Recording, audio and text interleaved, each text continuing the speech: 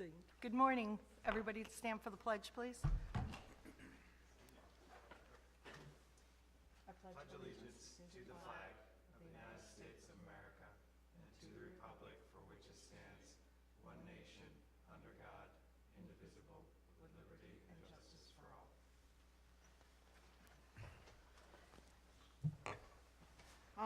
Just for the record, I'd like to state that all the board members are present this morning. I want to thank everybody for coming, submitting your application, and for being here at the crack of dawn. Now, can I just go ahead and? Yeah. Our first, okay. Mary, would you like to have a seat there? And when you get there, once you start to talk, if you just would push the button so it would light up, so that everybody can hear you. So what we will be doing is rotating our questions. We're going to start with this, Dan, and we're each going to have 5 minutes with you between your answers and our questions. Okay? Okay. Thank you. Yeah, good morning, everybody. Thank you again for coming. So just a couple notes. It really means a lot to us. We're taking this very seriously. The goal here is to be respectful of your time and also your willingness to go for this. Specifically for me, I just want to let you know, my goal is to be consistent with my questioning. I want to give everybody the same opportunity to answer the questions. I was expecting more people here, but I just want to let you know, Brian, if there's a question that I ask when you go that you want to answer in my slot, feel free to answer it without me asking it if you feel like you didn't get the same question. The goal is, if I don't get that, I just want to make sure that you know that it's your time. It's not about my words, it's about what you guys want to talk about, so I just want to let you know that. And I think we're just going to roll. Before you guys got here, we picked randomly as far as the order, so we'll go me, and then I'll go last the next time, and it's just going to go in that order. So I just want to let you guys know. So if you're ready to go, I'll kick it off. I guess so. Okay, all right. So let's go with this one first. So Mary, what makes you want to join this board, and what are your best strengths that we should know about you? Well, I think, well, I'll start with the second question first. I think my biggest strength for this board is my management finance experience.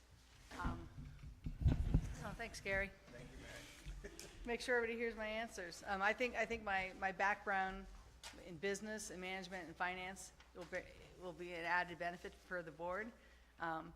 That leads me to why I want to be on the board. Some people asked me that question even last year. I think I've been to many town board meetings over the several years or more that I have a good understanding of what's going on in our town, what our residents want. I think I can deliver on promises from previous boards and help move us forward. I think I've shown up. I've been here. I've been reliability. Been here enough to know what's going on with our town, and I really just want to help our town move forward. I think showing up and being here, being present, and contributing is what I feel most concerned about, more than other outside influences. Just being here and being present. Got it. So in terms of things like playgrounds, parks, basketball courts, walking paths, bike trails, do you view these things as nice to haves or must haves, and why? I think those are all must haves. I think our town deserves, our children deserve, our families deserve to have these things in towns. I'm sure the people hear a lot about other towns, and they try to compare us to other towns, and I have to agree. I mean, I've lived in this town for 27 plus years, and I think our town lacks in all those things you mentioned. So on kind of following up on that, you've lived here a while. You knocked a bunch of doors when you ran. What do you think Pleasant Valley does well, and what do you think we need to work on? I think moving forward with projects that have started long ago is something that we lack. I think it stops. Movement doesn't happen. As far as things that we do well, I think Pleasant Valley has so many programs for our seniors, for our children, And programs are always, I think that's one thing that we do well. I think our Parks and Rec, they do, Sandy Code does a wonderful job in promoting our program, pickleball, basketball, and even other non-sport events. I think those are all things that we do very well. And so, just so everyone knows, I'll have some standard questions, and I'm trying to dig into some of the submittals of your letters. So, in your note that you said you had a desire to improve town services. Can you be a little more specific on what you mean by that? Sure. Well, town services, I think that includes what you asked in my previous question. I think expanding our programs for kids and seniors, improving even moving to getting into our new town hall would be included in those services, because our residents come into this building. They deserve to come into some place that's I think just even the town hall is something that our residents use. So expanding our services for that, expanding other services. I mean that everything included, that could be our new parks, getting new playground equipment or basketball courts, or all that is included in the expanding our services, or even the running of our I was gonna say dump, our refuge center. I mean over the years we've expanded on that. We've gotten credit cards so people can pay for things easier. Those are all expanding on that further. Okay, last one. Like I said, you knocked on a ton of doors. What did you learn through that? What did you hear that you didn't expect? What surprised you? That was interesting. I guess I'm lucky that I have the gift of gab, that I enjoy talking to people. So I had the opportunity to talk to a lot of people. Some of them, I was surprised, had said that nobody had ever been there before, campaigning, which I was very surprised. But I heard a lot of the same from residents. Why are our parks this way? Why aren't we in the new town hall? I don't think anything really surprised me. It was more of the same to some people. Some people were just happy to see me, and I could campaign for my team. Some of them knew all of us. Some of them didn't know any of us. So I thought that was a lot of fun. But I heard a lot of the same from residents, like why this, why not that? What's going to happen in the future? Got it. Thank you.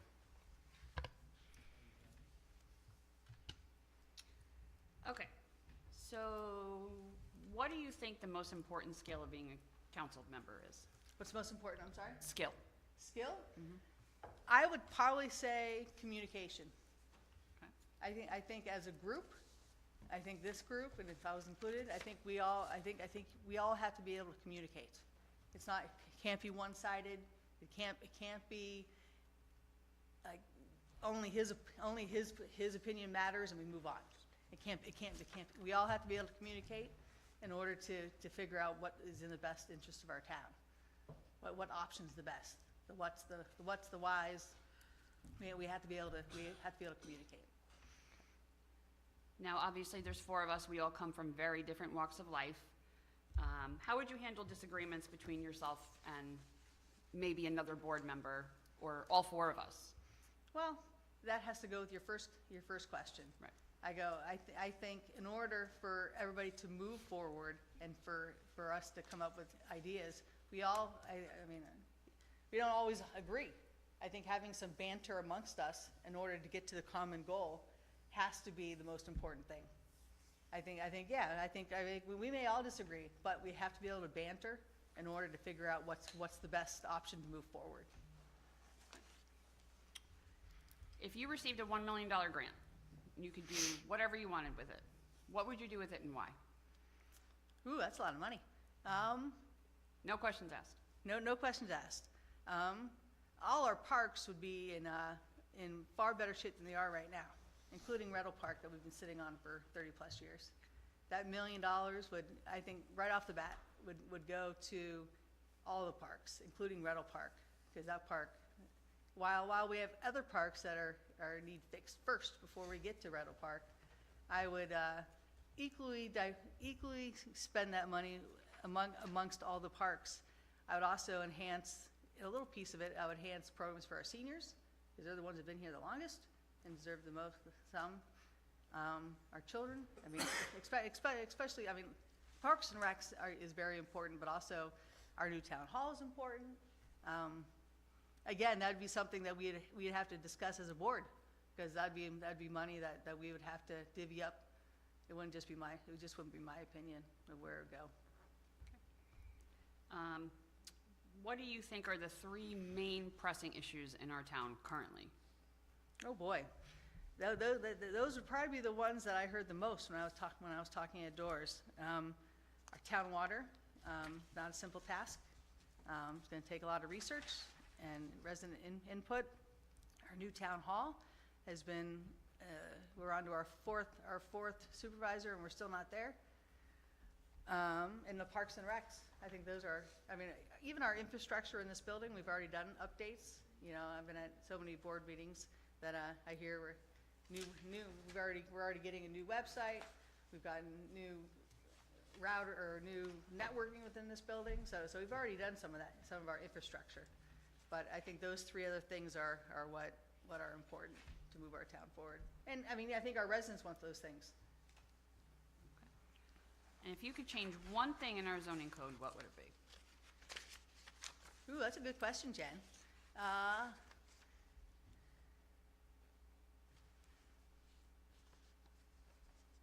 Changing as in improving it, or changing it as a law? Improving. Yeah, improving it. Well, there are a couple in specifics that I guess would need to, while it's in the code doesn't necessarily tell us how to enforce it. I think there's a couple in there that yes, it's great, it's a town law. I mean, campaign signs would be a very good one. That'd be a hot topic, I'm sure, for all of us. Even last year it was a very hot topic. But it says sizes, but it doesn't necessarily say how our zoning administrator should enforce it. So, just only because that related to me personally last year. So that'd be one that I would say that would need to be changed, fixed, updated, explained further. Gotcha. And why do you want to apply for this position? I'm not usually a grandstander or this or that, but Town of Pleasant Valley, I just want what's in the best interest of our town. And I think I can add that benefit, that I can come to the board and I can help, I can move forward.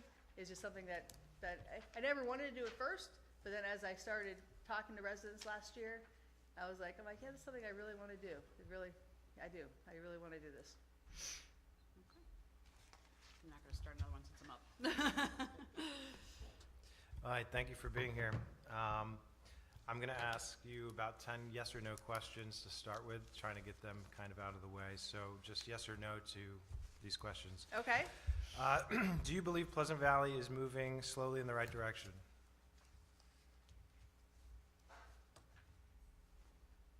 Is it moving slowly in the right Is direction? it moving in the right direction?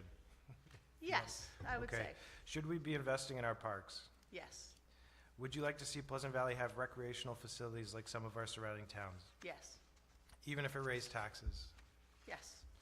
Okay. Should all businesses, no matter who they are, follow all town laws? Yes.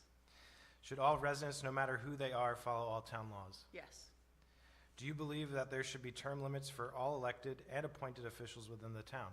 Yes. Okay. Do you believe political parties are important in local elections and government? No. Do you think Pleasant Valley should create its own town police department?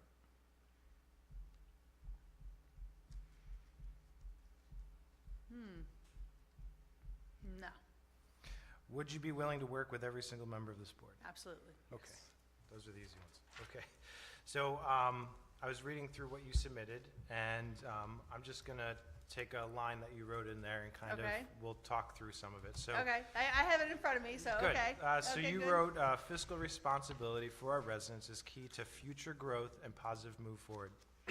So you use some terms in there that can obviously, depending on who you are, could mean multiple different things. So I just Okay. want to kind of see where you're at on 3 different terms. So you start off with fiscal responsibility would lead to future growth and positively moving the town forward. So in your terms, what does fiscal responsibility look like for you, and what would be your plan as a town board member to do whatever that is? So fiscal responsibility, I think, is a pretty large term. I mean it to be, I mean, I've sat in on many town board meetings, through many budget meetings.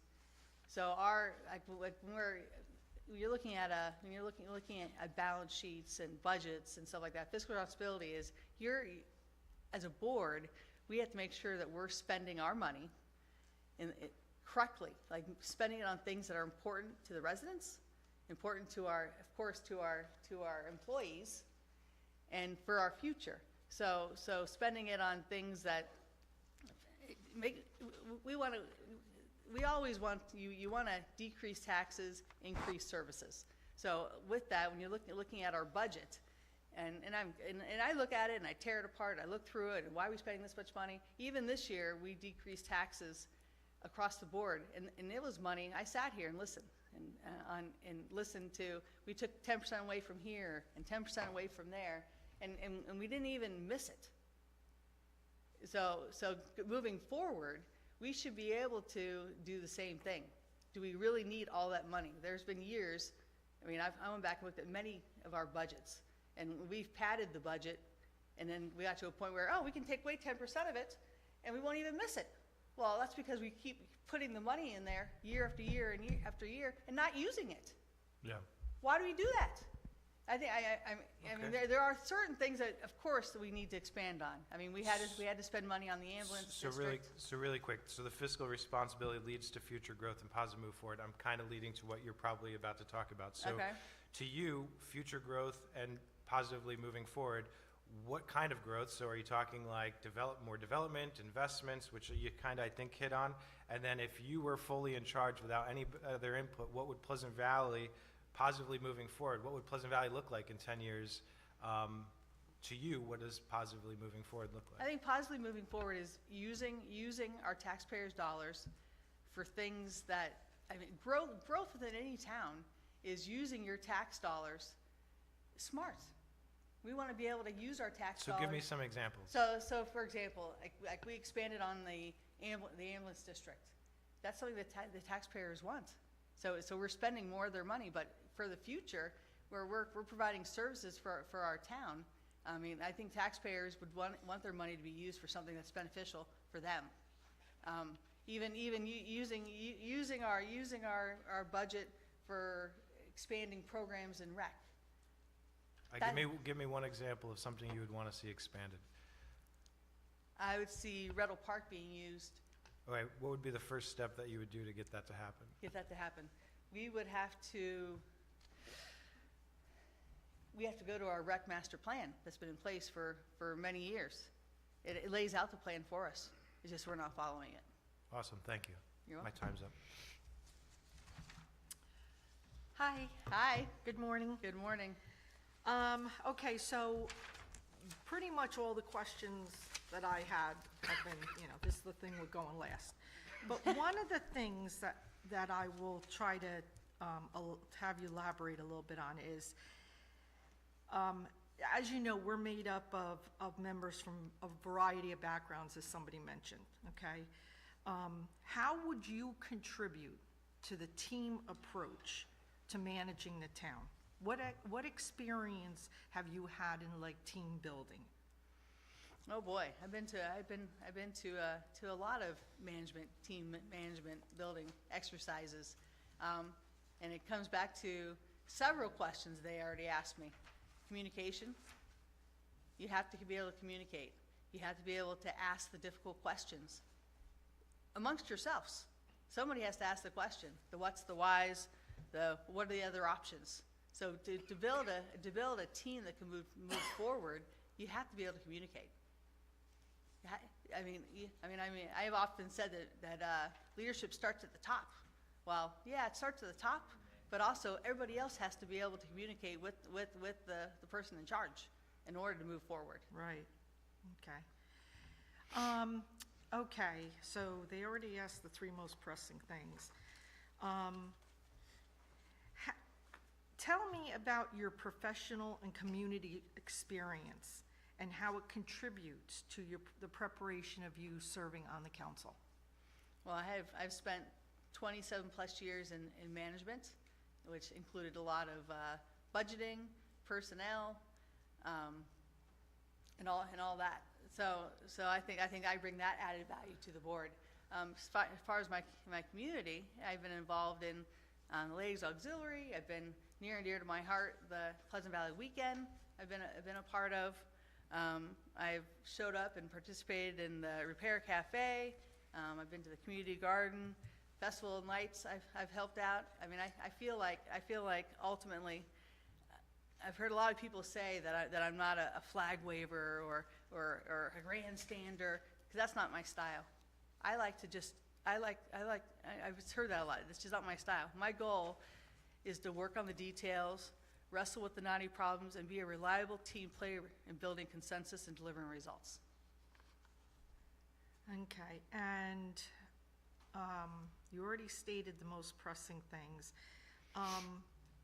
What public services do you or your members of your family use, and what, in your opinion, should be done to improve them, such as the transit, the library, senior programs?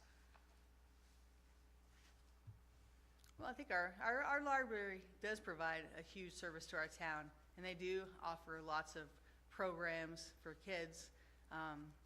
Do I visit the library a lot? No, I have to tell you, my daughter's much older, so she doesn't use those services. But I think as a town board, it's our job to help promote all those services for our town. You know, our fire department, you know, all the different programs I already mentioned, the Climate Smart, the Community Garden Festival, you know, all those things are all important for the town. And I think it's our job to help kids go to those things to move forward. Okay.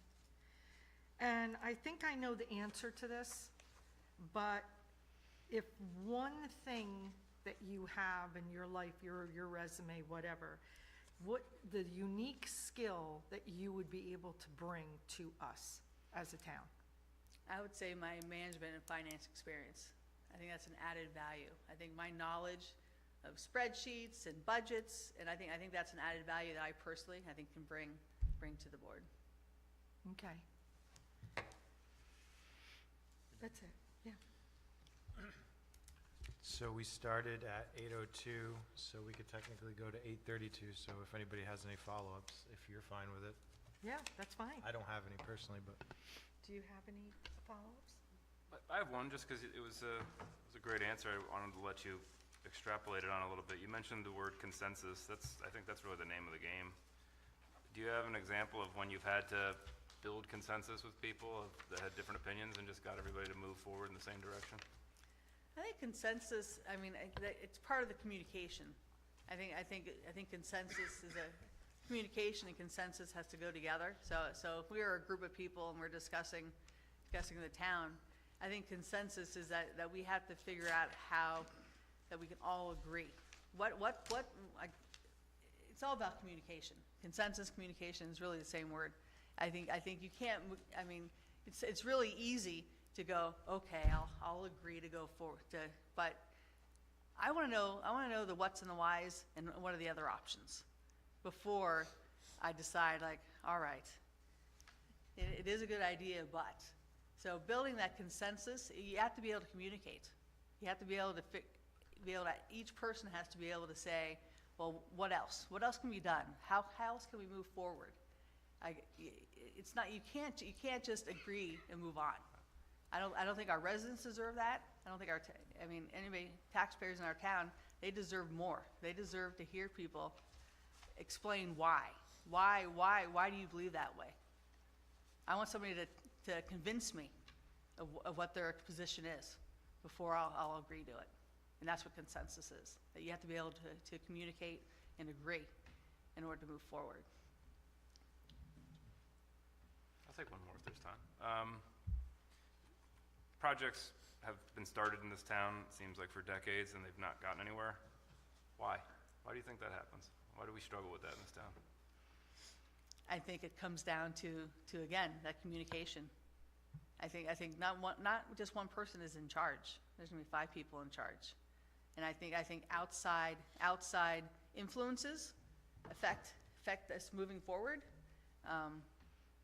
the board has to be able to communicate what's going on, why have we why is Mary our fourth town supervisor and we're still not in the town hall? Why? I mean, I don't know all what goes on behind closed doors for the new town hall, but we shouldn't be on our fourth supervisor and we're still in this room and we're not in our new room.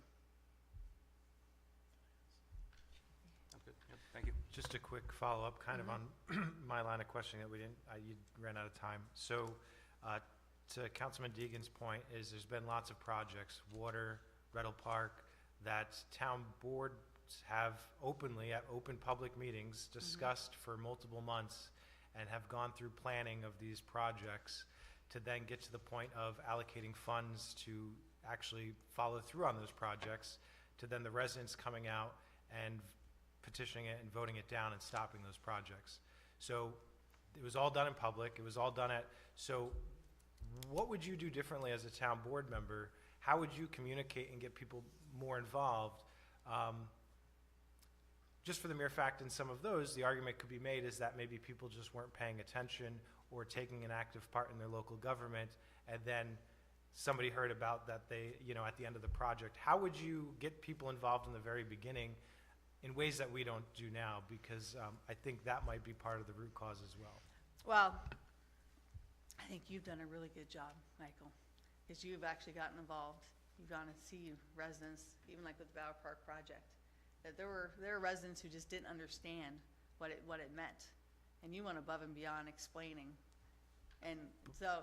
What would you do? What would I do? That's different than anything Yeah, we've yeah, done. different than what Because you've you're done. saying you would increase. I think communication. I mean, honest, moving forward communication. I think many residents, they hear, and sometimes it might be the same group of residents, but many residents, even the ones that I went to doors talking to, they didn't know about some of the stuff going on. So let me follow up really quick. I know. don't So- want to. so what would I do personally? Well, no, I don't want to Yeah. interrupt you. But Okay. so the dilemma is is you're talking about people not understanding what's happening at town hall or whatnot. One of the issues I deal with is there's people that just don't pay attention until they get angry and hear from their neighbor of what's going on, and they say there's no communication, even though it might have been laid out over the course of many meetings. But let's face it, nobody's watching every meeting. What would you do as a town board member to bridge that gap of people who just don't pay attention to town board meetings where this stuff might be discussed, to get them to buy into projects like Town Hall or Redell Park, because that's a real problem. And you're saying you would be able to somehow make that better. What would be your specific way of doing that? I think we have to just communicate better. How, though? How? Between having more one-on-one conversations with residents, with having more maybe focal groups, inviting residents to come in maybe small groups. I think expanding our website so we actually can put more information up there in a better way. I think our current, I've been on our website trying to find information. Let me tell you, it's not the easiest process. So I think in this day and age of technology, I think residents want to be able to just go to the website and just see an outline. They want to know. And also, I think these people, residents want to come in and maybe in small focus groups, so to speak. So they can maybe ask one or two board members more direct questions. Because you hear the same group of people, and they want to know why. Why? Well, if we had a way of promoting it, having them come in, do more focal groups, not just board meetings. I think focus groups, so our residents could actually be a little more informed. Thank you.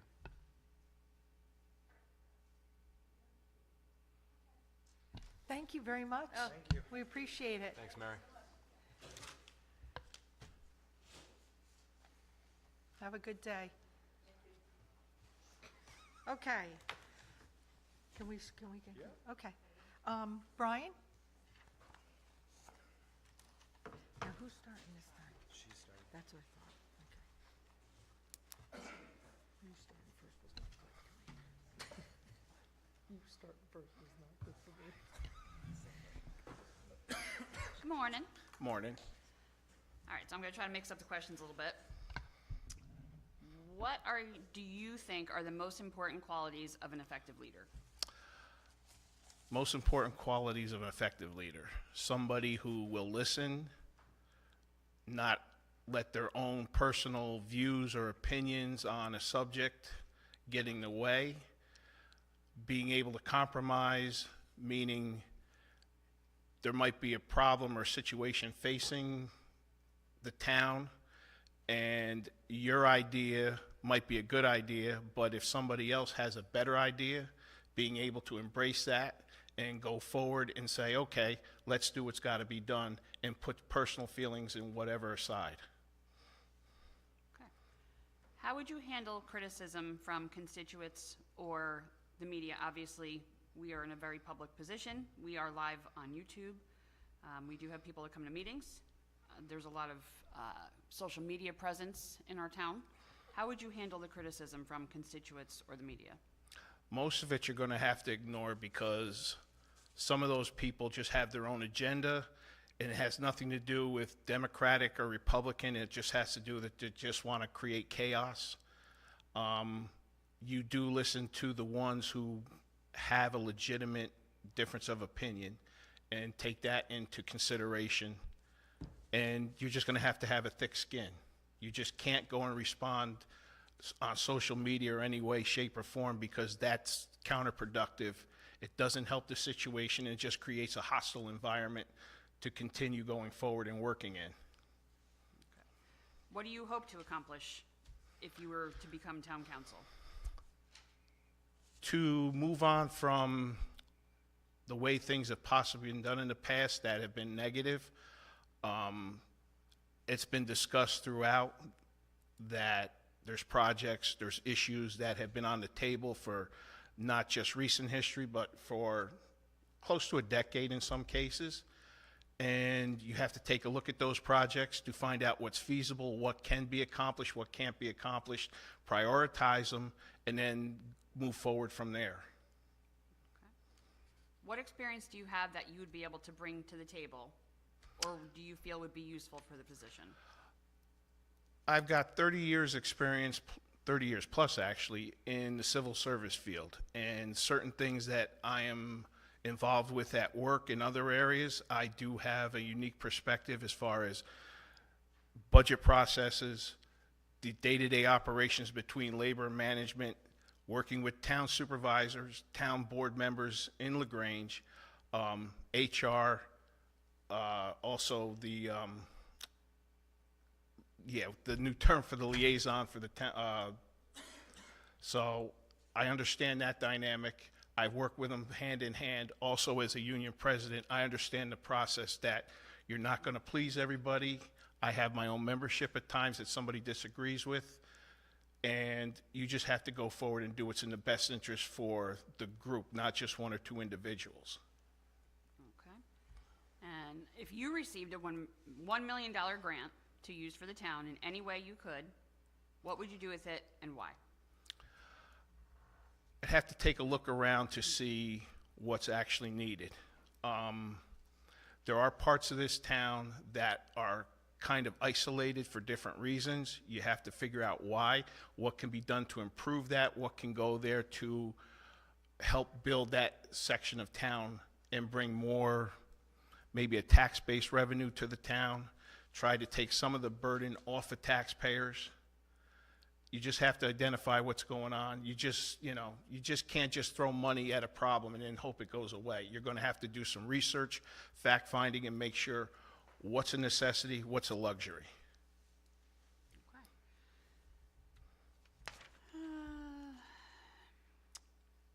What are the top 3 issues our town is facing right now? Obviously, not being in the new town hall yet, water, and healing. I don't know what kind of word you want to use, but healing the dissension between the mistrust of what people view as the town board and the public. You have to move on from that in order to move on to these other projects as well. And then if you can't do that, you're going to end up where we are still. Oh, my time's up. Sorry. Oh.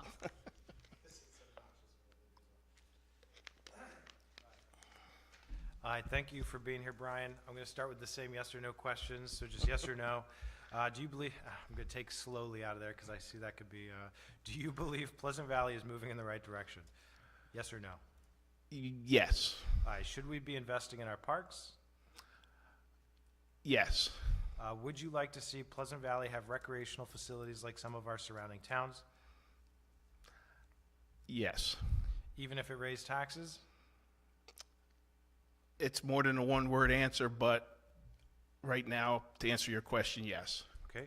Should all businesses, no matter who they are, follow all town laws? Yes. Should all residents, no matter who they are, follow all town laws? Yes. Do you believe that there should be term limits for all elected and appointed officials within the town? Yes.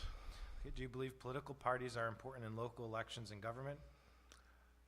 Again, another more than one-word answer, but not necessarily, no. Okay. Do you think Pleasant Valley should create its own police department? No. Would you be willing to work with every single member of this board? Absolutely. Okay. So just piggybacking kind of off a response you gave to Councilman Adams, you started talking about that you would want to see building up areas of the town that I think you said underserved or underdeveloped. I'll let you elaborate more, but can you just talk through some more of that? Like what areas, what are you talking about when you say that? It would be more going east out past the bridge and everything, because that seems to be the place where nobody wants to go. Everything is on this side. I get it, it's in the center of town, it's the town hub and all that, but there are areas out there where you can look at different places and say, you know, can we do something with this to take the stress off of, let's say, housing? Can we take stress off of businesses? Can we somehow find to bring in other than smoke shops and pizzerias into town and create a greater tax base as well? So but the logistics involved in that are great, so I'm not naive to that. I'm trying to keep this very high level. So you're basically saying you would want to see more commercial, residential, more between here and Washington Hollow, basically. Maybe Yes. expand the Hamlet residential up 44 of where it is now. Yes, because, I mean, if during the course of campaigning, some of them felt like they were isolated, they were the quote-unquote ugly stepchild in some cases. So they just wanted to know what can be done to bring some more positive out that way. Okay. And then would you be open to looking at, so right now, right, we're having this issue where the hamlet of Pleasant Valley is very developed. There's really nowhere else to build. So our options are to rezone areas surrounding the hamlet and expand the hamlet. Would you be open to the hamlets of Salt Point and Washington Hollow, which both have the exact same zoning as here, to expand those areas to allow more development around those two centers as well? If everything, after you've done your research and everything, states that it can be done without a huge negative impact, then yes. Because you have to sometimes think outside the box. And if you continue to keep inside that box, it's going to get so crowded, you have no more room to put anything. So when you say negative impact, what exactly are you specifically? Negative are you talking impact about, could possibly be overcrowding, could be trying to put something in an area where it doesn't make sense. Just trying to keep a balance. So would you be supportive of, let's say, the Salt Point area? They have lots of open space, right? A lot of it's protected, but would you be in favor of if somebody came in and wanted to put something like a big development with commercial space, apartments and stuff like that? Would that be something that, is that along the lines of what you're talking about that you would like to see or would help the issue? Yes and no. It would depend on what was being discussed. If the project was too huge, then obviously no, because that would disrupt and upset the characteristics of the area. It has to stay within the confines of that to some extent. You just can't go and turn it into Manhattan. That's not going to work. None of us are going to want it, and it's just going to be a complete disaster. It's got to be something that conforms and fits into it, and if not, then it's something you're just going to have to let go. And sometimes you just can't solve every problem either. That's all I have. Thank you. Morning. Morning. Okay, as you know, the board is made up of members from a variety of backgrounds. I've already asked this question. How would you contribute to the team approach to managing the town? What experience do you bring to, or have you had in team building? Well, as far as what you're discussing, I've had close to 40 years of coaching experience, so if you don't think that dealing with parents and their kids, that's worse than dealing with a town board sometimes, excuse me. So, that being said, after going through all of that, I have no problem working with anybody, whether I like them or not. If they're, like I said earlier, if there's something that's facing the town and your idea is better than mine, I will support it 100%. I will be your best ally to support that, because you got to put your own personal egos aside. And if you don't, then nothing ever gets accomplished. So yes, you're elected to serve everybody, and that also includes the board members that you're with. You're going to have differences of opinion. There's going to be times where whoever it is not going to agree with you, and you've got to accept that, because that's part of the process. Okay, thank you. What is the one outstanding, unique skill that you would bring to this position? Interesting question. Actually, being able to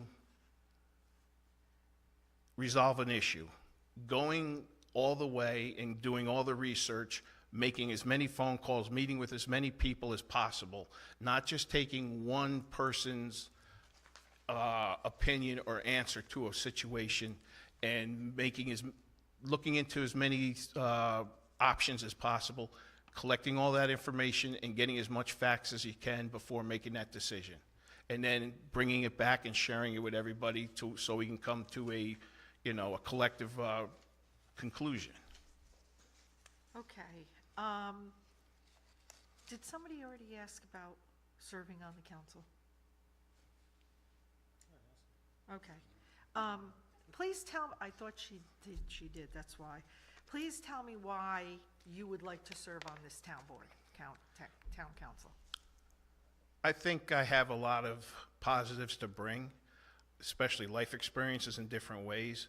I think that you need somebody who is not going to be beholden to strictly party lines, other personal views on things, somebody who's flexible enough to put all that aside and do what's in the best interest of the town altogether. Because Pleasant Valley has some unique characteristics, and you just can't shut them out. And you have to be able to keep all that in mind when you're doing what you're doing. Okay. I'm going to, yeah.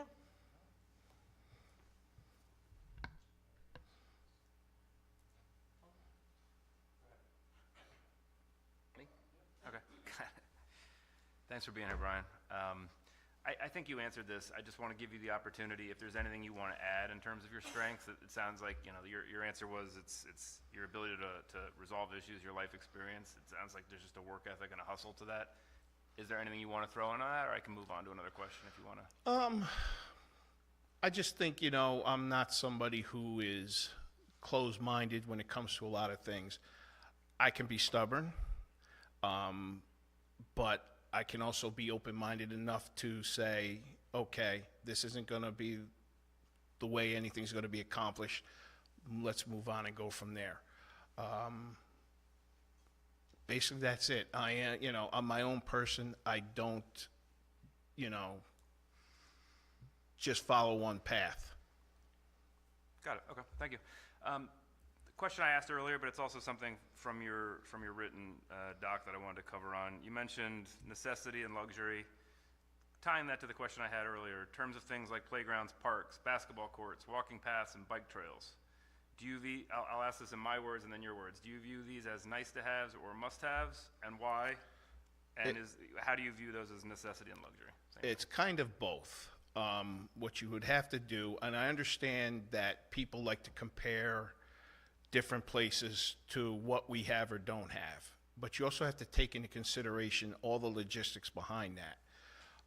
You have to identify where there's a need and go see if that need can be fulfilled there. Yes, as somebody who's played sports his entire life, who's coached, who's been involved with different recreational activities, there has to be something for kids to do. There has to be an outlet, because if not, we see what goes on. Now, we have parks that are currently available. We also have a place, Rettle Park, that hasn't been utilized yet.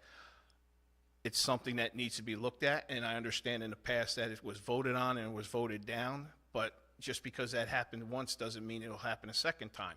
You have to look at all your options.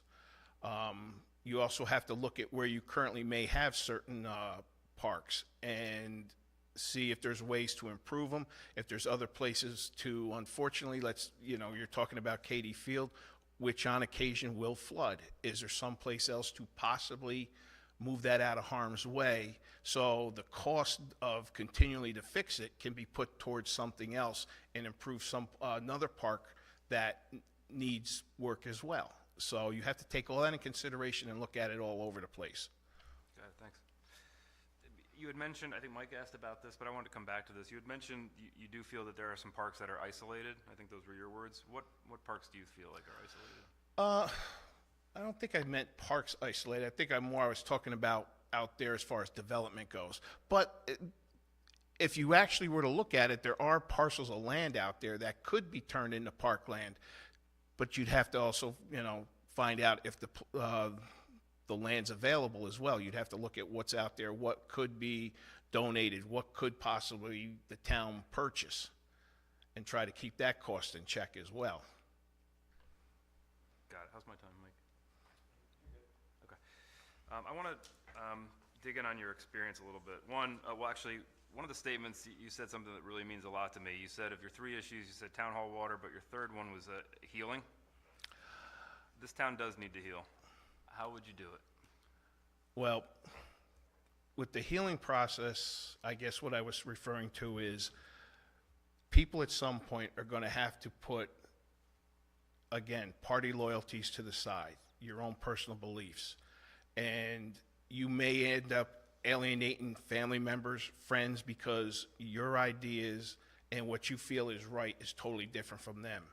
And the town needs to move on from that. The town needs somebody who is strong enough and willing to say, I'm going to sacrifice certain things for the betterment of the town. Because if not, you're going to end up back in the same boat we currently are. I mean, we all know that we have people out there who, no matter what, are going to kick and scream to the very end. Mr. Reifenberg had mentioned something earlier along the lines of, I believe it was, now I'm drawing a blank here. Yeah. I guess where I'm going. I have another question if you want to spare yourself, if you're trying to give yourself a headache. Okay. We still good? Yeah, we have until 9, so. Okay.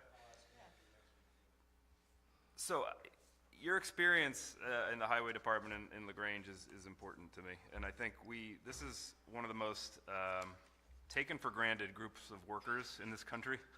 We have a blizzard, and there are people out working all through the night, risking their lives, and then we wake up in the morning and we forget that there were people that actually plowed those roads. So number one, thank you for doing that. Your experience, and I just would really like to know your take on this from your experience doing that in LaGrange.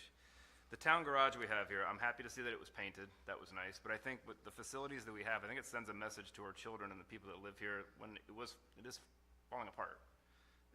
From your experience, do you think the town garage is sufficient right now for the work that these people have to do? No. The garage was built at a time when equipment, manpower, and everything were a lot less. Today's equipment, just based on that, is, it's bigger, it's heavier. So you need a facility that can accommodate all of that. You need a place where the guys aren't always struggling to do the work necessary. An example would be, from what I understand, if you were to bring a truck in the middle of a storm, like unfortunately where I work, we have a new building. It's less than 25 years old. So we have a system in place where if in the middle of a storm, a truck with the front plow, the wing, and a full load of material go down, we don't have to strip the truck down. We have lifts in place that can lift that truck completely off the ground and do what's got to be done without all that unnecessary work, without the fear of the floor collapsing underneath us. The building, like I said, over at the Highway Department here in Pleasant Valley was built at a time when certain standards and specs weren't considered. And it's outlived its usefulness. I mean, at one time it was both the town hall, the court, and the Highway Department. That doesn't work anymore. And unfortunately, it's time to retire it. Do you think, thank you for that. So, one, I know we don't have showers, which is a bit outdated. Two, I know that these people go out, they work all night, and then we force them to sleep in chairs like this that were donated, right? There's not even cots for them to sleep in. Do you think we're in a position right now where people are actually at risk working in that building? Or is it just, is that something we need to be worried about from your perspective? It depends on how you're, defining risk. There's always risk. The structure of the building? The structure of the things like building, that. I think, yeah, it is a risk. It's something that does need to be addressed. Like I said, the building has outlived its usefulness. It needs to be updated. It needs to come into, into the daylight more or less. Because if not, it's like rolling the dice. Sooner or later, it's going to come up snake eyes. And then we're going to say, what happened? You need to be proactive instead of reactive. Got it, thank you, I'll yield. I just have one more question for you. So, I agree that, we all have our opinions, right? And the four of us and whoever the fifth person is going to be, we have to collaborate, and there's some give and take to all of that. So, one of the things you've pride yourself on is, you might have an opinion, but then you change it as you learn stuff. Can you give me, you've been coming to board meetings, you've been around, and you've been participating. Can you give me an example of something that you were dead set against, that the board was going to do, that then after you learned about it, you are now supportive or supported it?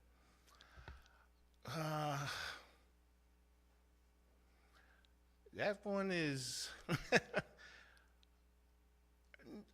to be honest with you, no, because I think as time went on, because of different things that goes on, I think it was addressed in different ways. It may not have pleased everybody, but I think it was done to the point where it was satisfactory.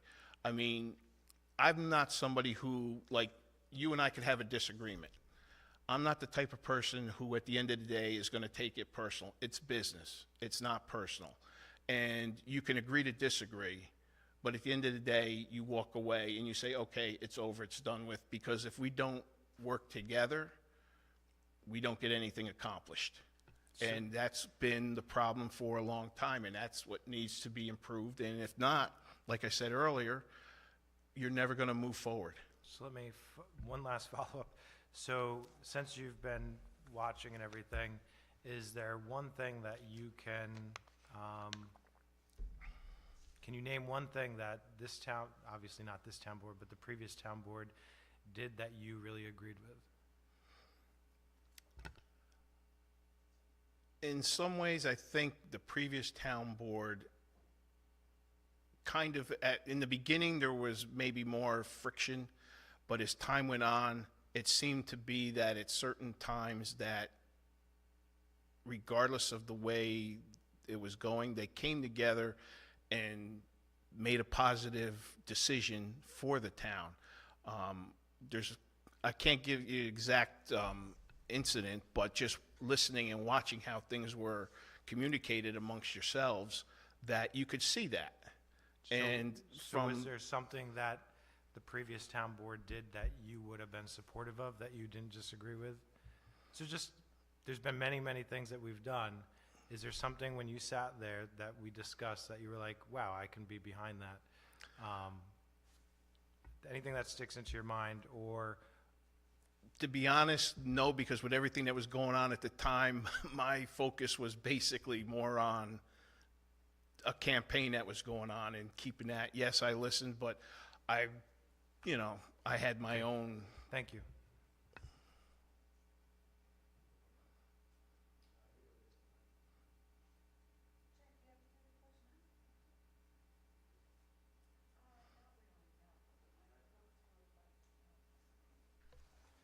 I have one more. I want to go back to that garage question, if you don't mind, because your experience is important. So if we needed a building for safety, just to bring us into the light, like you say, that's an uphill climb in this town, I think you imagine. So how would you get people that are just so dead set, as soon as they hear there's going to be an increase in taxes, how would you get them to kind of realize? I think what you would have to do is, and I would think people would look at it this way. As far as town services go, you don't get a whole lot in towns like this. The highway department is one of those that you do get, your tax dollars. You can see what's going into it. And I think that once you establish that and you talk to the people about, hey, the building's outlived its usefulness, and a lot of people will see that. And if you keep continuing to have to send certain trucks out for repair where you can do, if you were able to do it in-house, that saves a lot as well. There's a lot of different, different logistics that go into this. It's just not just slapping a new building up. You may even have to look for a new location, because what you have to keep in mind when you're doing this is you can't think about today, you have to think about tomorrow. And what that means is, let's say you have 12 trucks. Well, 15 years from now, you may not have. You may have 20 trucks. You need a facility that can accommodate that. You need to think about the growth for the future. So you have to keep that in mind when you're speccing that kind of building out.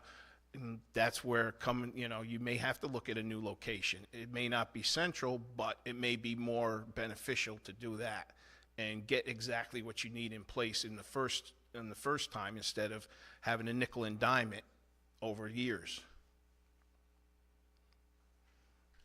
You've been a union president for how long? 20 plus years. Yeah, so you've had a lot of conversations.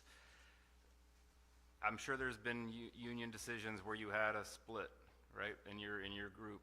How did you handle that of communicating to people that might have been against an idea, or they thought they were losing out, and getting them to believe that being part of this group was a benefit?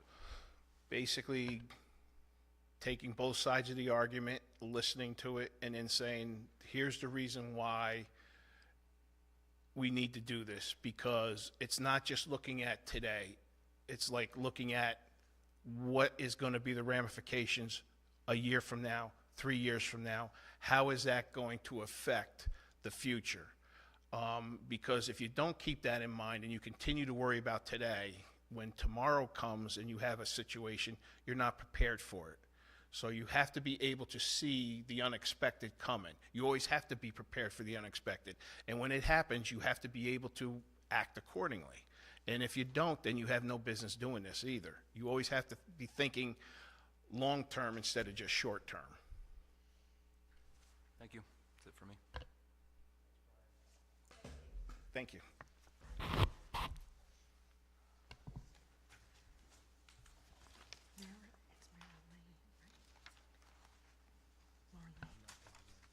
Marlene?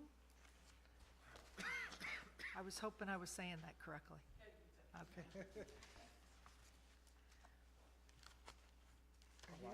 You start. Good morning. Thank you for being here. Let me start the. Oh, thank you.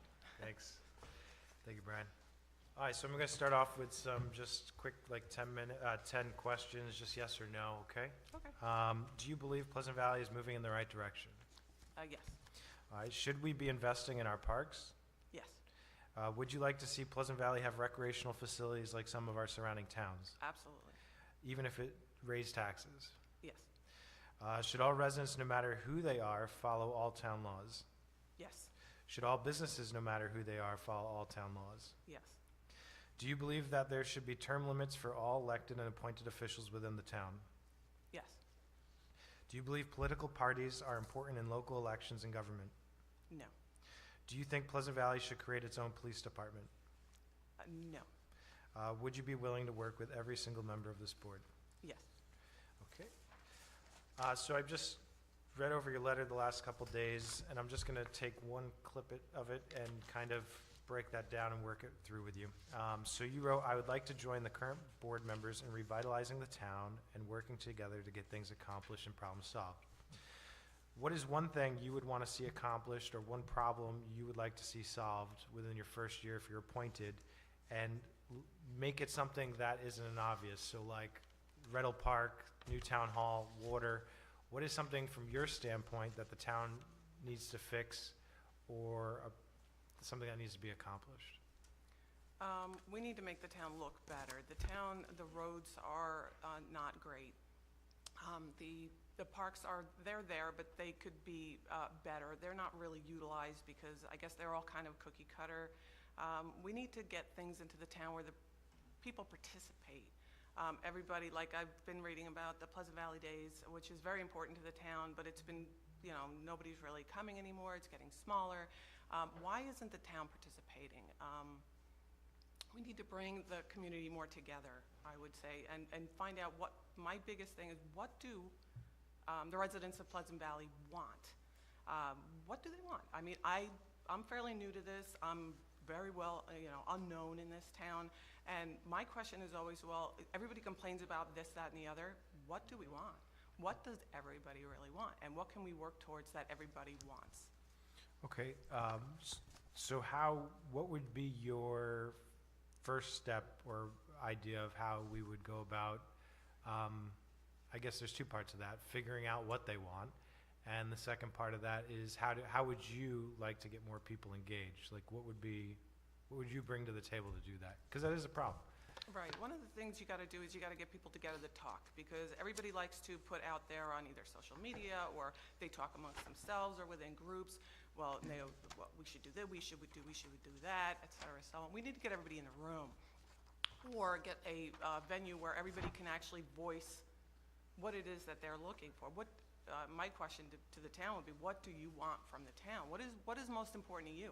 At least get the top 3 items that people are looking to do and start looking to work what they would like to see happen.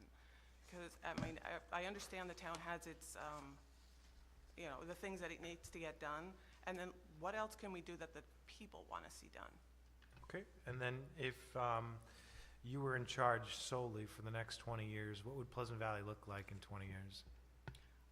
There would be more businesses here. There would be reasons for people in outside towns to say, I want to go to Pleasant Valley because they have this, that, or the other.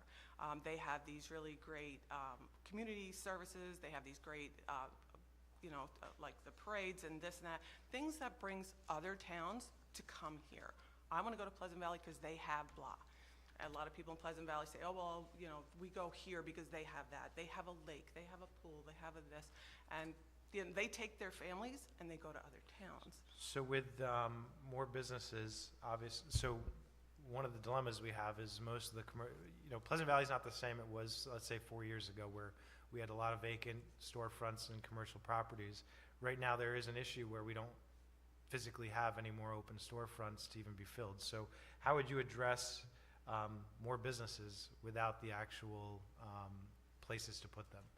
We need to find places. So how would you go about that? What would be your idea for that? Well, I'd look to see what property was out there that's available, how close it is to roads, and seeing who owns it and how we can maybe get some of the new property to see if we could put up some new areas for some new businesses. So would you be open to rezoning areas that aren't historically commercial to make them commercial to allow for that development? If that is what would work, absolutely. Okay, thank you. Thank you so much.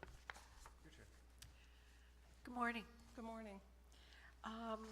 Okay, so what is the one outstanding, unique skill you would bring to this position?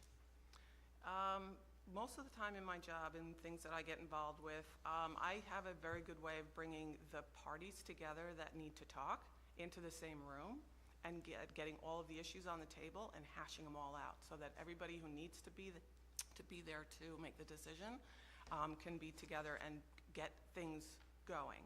A lot of times people talk in silos, they work in silos. I get those silos together, bring them together. Let's get this stuff talked about. Let's get the plan going and let's start moving. So I'm going to assume that you have experience in team building. How do you normally go about that? I would get again, you get the people together, you actually have conversations, you talk to people, you bring the people, it's like, you two need to talk this out because, or you three, everybody needs to, if everybody has a piece of the pie, everybody needs to get together. I do this in my job, and I've done it, I have worked with the Boy Scouts and Cub Scouts. I did the committee chair for them. I got everybody together. We got our trips together, how we're gonna pay for it, who wants to go where, how are we gonna get it done, what parents are gonna go, how are we gonna, you get things together, and then once you have all the pieces together, you can move forward. A lot of Okay. times when you have problems, you don't get the pieces together. So can you explain just a little bit about what you do outside of your normal job with volunteering or community or other, do you do the Boy Scouts? What else do you do? I did the Cub Scouts when my son was Cub small. I did the okay. Boy Scouts when he was in there as well. I've done Girl Scouts.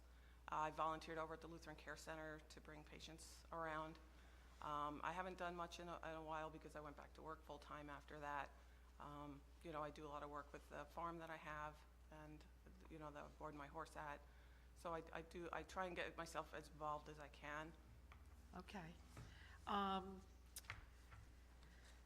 Let's see. What public services do you or members of your family use? And in your opinion,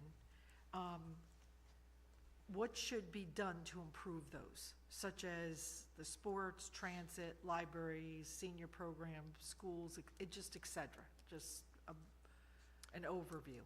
My family doesn't use a whole lot of the services, but I would definitely like to see more senior services, for sure. I know you have a senior center here, which is great, and I think that's fantastic.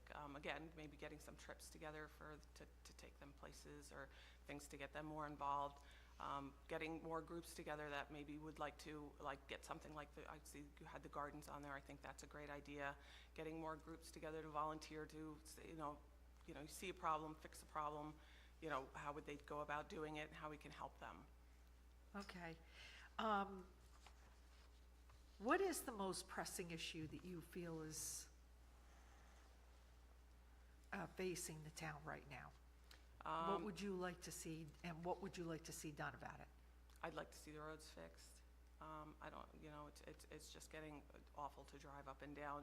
There's traffic here. I mean, you talked about expanding and getting more places to have more housing and all, but you've got to realize that it's going to put stress on the schools, it's going to put stress on the roads, it puts stress, you can't get through Pleasant Valley as it is during rush hour. And if we were to build more apartments, we'd have to really look at, how are we going to support the increase in people that would come here. Okay. Wonderful. Thank you. Go ahead, Dan. It's nice to meet you. Thanks for coming. Same questions. I don't know, you didn't hear this earlier, but I wanted to allow people to answer the same question that I'm asking everyone. So I think you've already spoken to this, but anything to add in terms of the best strengths that you would bring to the table that we should know about? And it's fine if you've already answered it. I'll move on to another one. No, I think I've kind of answered Good. that. Thanks for saving time. So specifically in terms of things like playgrounds, parks, basketball courts, walking paths, bike trails, do you view these items as nice-to-haves or must-haves, and why? Must-haves, because people, they need to do things. The kids got to get out. It's great to get kids outside rather than sitting inside in front of screens. The more you can have the kids to get out and families to get out and families to get together, the better of a community we're going to have together. Got it. You've lived here 30 years? Yep. What does Pleasant Valley do well, and what do we need to work on? Pleasant Valley is a very good place to live. It's a nice town. It's small. Which is nice. I'd like to keep it that way. You look at Eastdale, and it's just getting like wow. And I don't want Pleasant Valley to turn into that. I want it to stay a really nice community town where people would come through here and say, just like I did 30 years ago, this is the town I want to live in. I'd like to keep it that way. Got it. And I guess, let me come back to that. What do you think we need to work on then? Maybe you kind of answered that with what we want to protect against, but what do you think we need to get better at? Getting people into the town to do things together, to not be in silos, to have more things to bring the town together as a community and then bring us, our strength is being together, Got it. not, being in silos. Okay, I'm going to pivot to your actual submittal here. So your work with New Vance Health, I see a lot of problem solving there. I see a lot of like ability to look from the top down and fix things, you know, setting up systems. Is that fair? I mean, is that kind of what you do in your day-to-day? I don't want to make an assumption, but that's kind of what I took out of this. Yes. Okay. Are there things that you do in your professional day-to-day that you could apply here? And this might be too specific, but I'm just curious to know, like, you work with systems all day long. From what I've seen in the last couple of weeks, we're a bit archaic in some of our systems, so what do you think you could do to implement to support that? When it comes to systems, one thing that I definitely would like to see is a new webpage. Our webpage is impossible to navigate. It's archaic, it's old. It really needs to be updated so that when people say, you know, Pleasant Valley, New York, they hit our page, they can see what our town is all about. They could see what we offer. They could navigate it more easily. That's one thing system-wise that I would do with the town. Other than that, there really isn't a whole lot of system things we could do for the town. But, you know, with my job, you know, when a physician has a new procedure that they want to implement, you know, they come to us and they say, okay, we're going to start this procedure. A lot of balls have to get rolling with IT, with compliance, with coding and all of that stuff to make sure all the pieces of it are all in place before that physician brings in their patients. Sure. So all of that needs to be done right down to the bill. So there's a lot of pieces that need to come together. And that all has to be done before, so that when everything starts, it's ready to go. Got it, thanks. And there is overlap there for sure. I'm asking a very specific thing that you don't know necessarily what it is, but I think there are some skills that would apply. And you'll be happy to know the website is in works. Yeah. It's been a long time since I went there because the last couple times I went there, I could not navigate it. Yeah, it's due. In one of the bottom paragraphs, you said, we really need to look forward in order to accomplish our goals and leave the past behind. What is that? Can you be more specific as far as what does forward look like, and what do we need to just set down and move beyond from our past? We need to move beyond the strife in the town and just, you know, the issues that everybody seems to come up with and argue over and over again about things that aren't going to move us forward. So we need to just draw a line, step over it, and say, okay, we need to go forward from there and leave everything of that behind, and where are we going and how are we going to get there? And stop looking behind and say, yeah, but you this, and, you know, like the old board did that, how come, let's let it go and move forward. I think I'm at my time, so I'll yield. Thanks. I just want to put it out there that going last is no fun. Because you took all my questions. Okay. 3 objectives that would describe you. I'm definitely a problem solver. I'm definitely very honest. I'm going to tell you exactly how I feel about whatever it is that I'm working on. I'm hardworking. I'm very open too.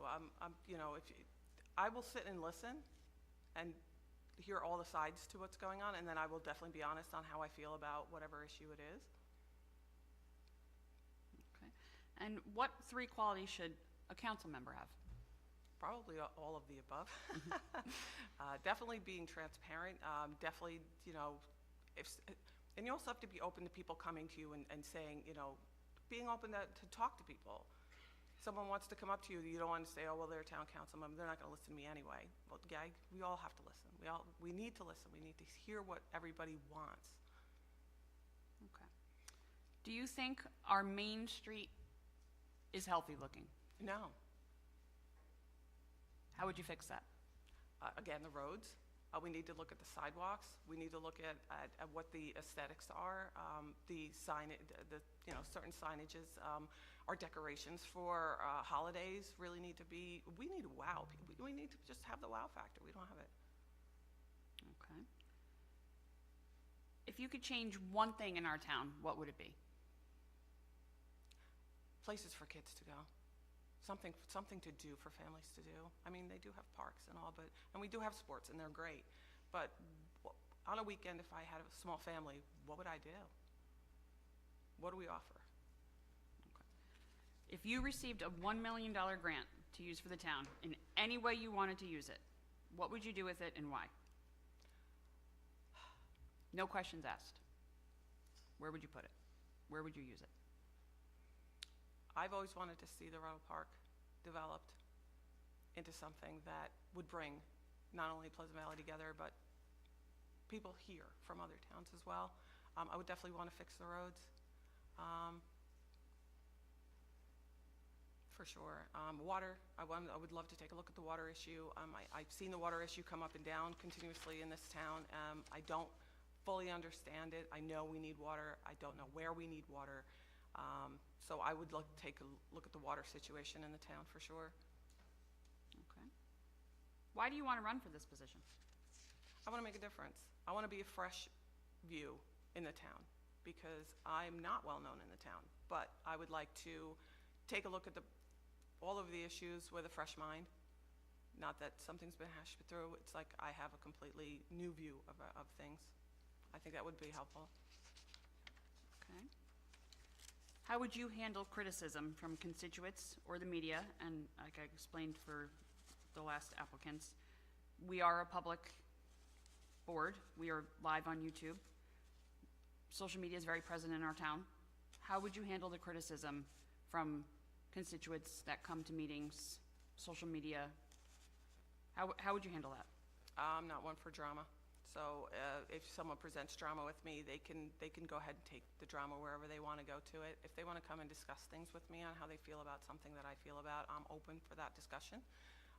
Other than that, I don't care.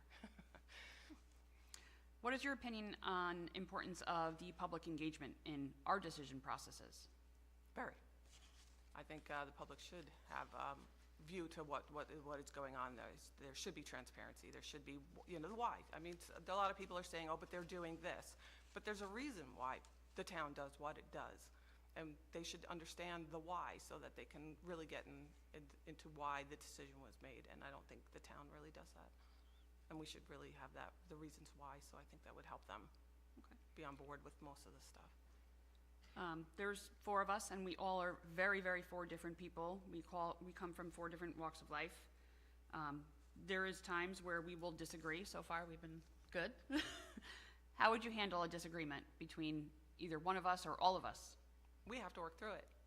I mean, there should be disagreement. We should have different views. We should be able to say, oh, yeah, if you disagree on something, there's a reason why. You have a thought process behind it. You disagree for a reason. We need to hash through the reasons and get through what they are and come to an agreement as to what will actually work. Okay. My time's up. No? Thank you. Awesome. So just 2 quick follow-ups. I don't know why I haven't asked anybody this, but you know that this appointment's only till the end of the year. Would you be wanting to run on the ballot in November to remain on to the following year? Because this is a 2-year term that we're being filled, but in order to remain on after the year, you have to run for an election or run a campaign. Is that something you're looking to do, or you just want to, are you looking at this as a year and then? No, I'm not looking at this Okay. as a year. I'm looking at this as a future. And then I agree 100% with your statement that you want people to come here and when they're driving through the town, be like, this is the town I want to live in. The reality of it is that we kind of have a mini housing crisis in the area overall, especially COVID drove a lot of people to move out of the city and skyrocketed housing prices and apartment rents and all of that stuff. You talked a little bit about how, and I agree with you, that housing does cause more people to move here, which then causes more strain on the services. So how do you balance that? You want it to be a place that people want to move. Just give me your thought process. Like, what would you do to fix some of that housing issue where we're strained for rents are going up because there's not enough places to rent and housing prices are going up because there's not enough houses to buy? What would be your thought process on that here in Pleasant Valley? Well, depending upon, I mean, again, the services, the finances that are for those services, how much we can offer, we may not be able to add a whole lot of housing, but when we can, we have to be very, understanding about the schools and the services that the town provides, and especially the traffic, that we don't overwhelm ourselves just trying to put housing in. Okay, and would you agree or disagree that a lot of the traffic that we experience here in the town of Pleasant Valley is actually from stuff that we can't control, that it's things like you said, Eastdale and developments in the town of Poughkeepsie and the towns surrounding us? Do you feel like we're missing out as a town by not, the argument's been made that we're leaving tax dollars on the table by not building stuff like that within our town because we're dealing with the traffic anyway. What is your thought on that? So, Tax dollars by not having housing? yeah, because when you build housing, you have more taxpayers and you increase the tax base, is the argument that I've been presented with. So I'm just curious, do you agree with that statement that building more homes and bringing more people here expand the tax base and would be helpful to the town over anything Bringing else? more homes and developments here would definitely help the tax base, as well as bringing more businesses in. Bringing apartment buildings, I'm not all that fond of. Okay. That's all I have. So I have one, I think earlier you had listed off your three priorities being roads, parks, and participation. I don't know if they were necessarily in that order, but those were the three you had mentioned. So specific to participation, I feel like involvement and volunteering in this town, it's generational. And I think we're headed to a challenge here where certain generations aren't stepping up to the plate as other generations have. I see it in recreation, I see it with coaching, I see it with volunteering at the food bank, I see it in a lot of areas. Everyone says they're busy. So is everyone on this board. So is every coach that I see. Do you agree with that? And you've been here 30 years, so you've kind of seen this wave. Do you see that as well? And if that's the case, how do we get the 20-somethings and the 30-somethings involved? We have to find out what's important to them. If they're going to other towns for what they need for their recreation, the things that they would volunteer for, then we've lost them. In order to keep them here and keep them in the sports and keep them all of this, we need to make sure that we have what's needed for their families.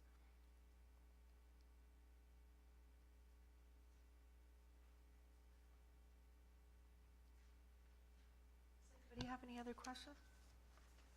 Do you? No? I Okay. think I'm good. Thank you so Thank much. you. Thank you. Can we take like Thank a you. 5-minute recess so we can use the Sure, bathroom? yes, Should sure. I make a motion that we go into recess for 5 minutes? Second. All in favor? Aye.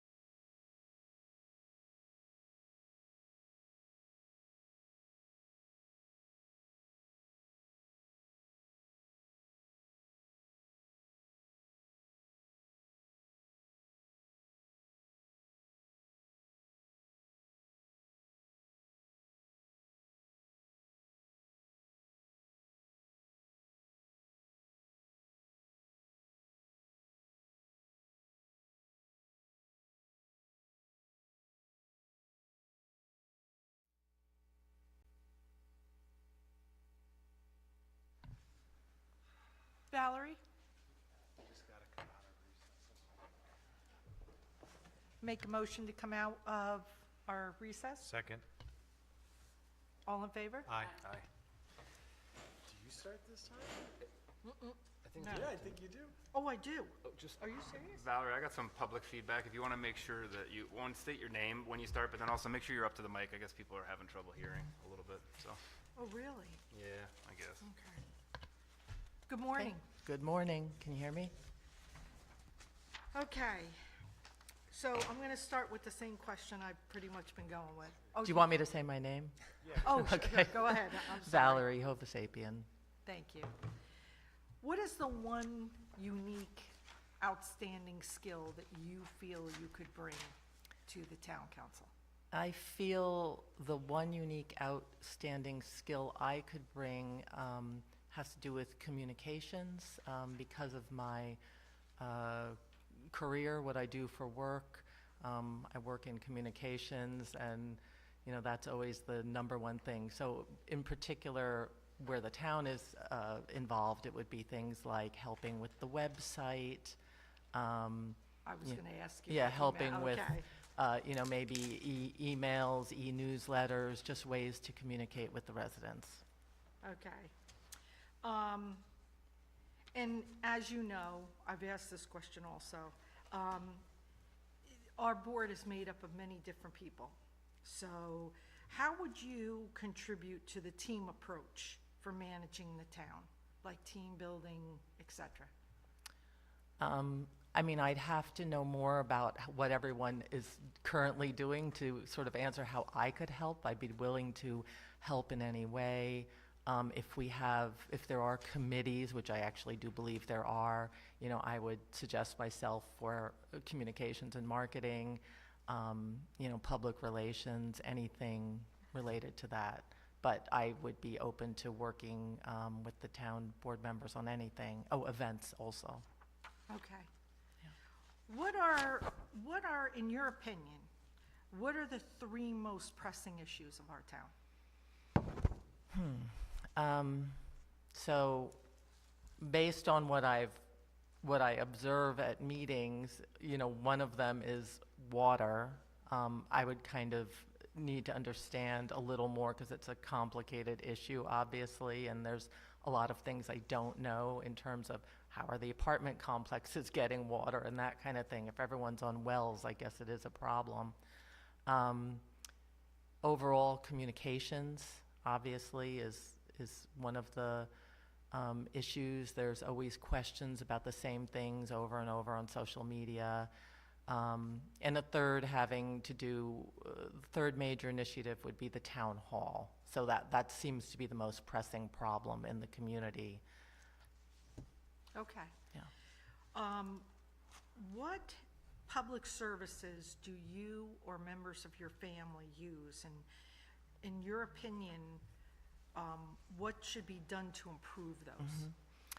So the garbage compactor is one that we personally use and love, and the board has already taken a big step by buying a new compactor, so I don't think that could necessarily be improved. It has been improved, or is being improved. Parks, Okay. obviously there's room to further develop the parks we have and the park land, like the Rettle Park. Not that many. I don't have a good handle on how many people do use the parks. Obviously, people with young families and people playing Right. sports. I don't know if seniors are using the parks, for example. So maybe that would be something to kind of consider and focus on. And would you like to see our other parks fixed? So we fix what's broken first before we start anything new? Absolutely. Okay. Why do you want to serve on our town council? I think it's just having the opportunity to participate in sort of civil service to the community, being a part of the community, and being a part of positive changes, and keeping the town on the right track that it's already on in terms of just improving lifestyle or just optimizing lifestyle and making it a great place to live for the people who do live here. Yeah. Okay. Go ahead. Dan? Well,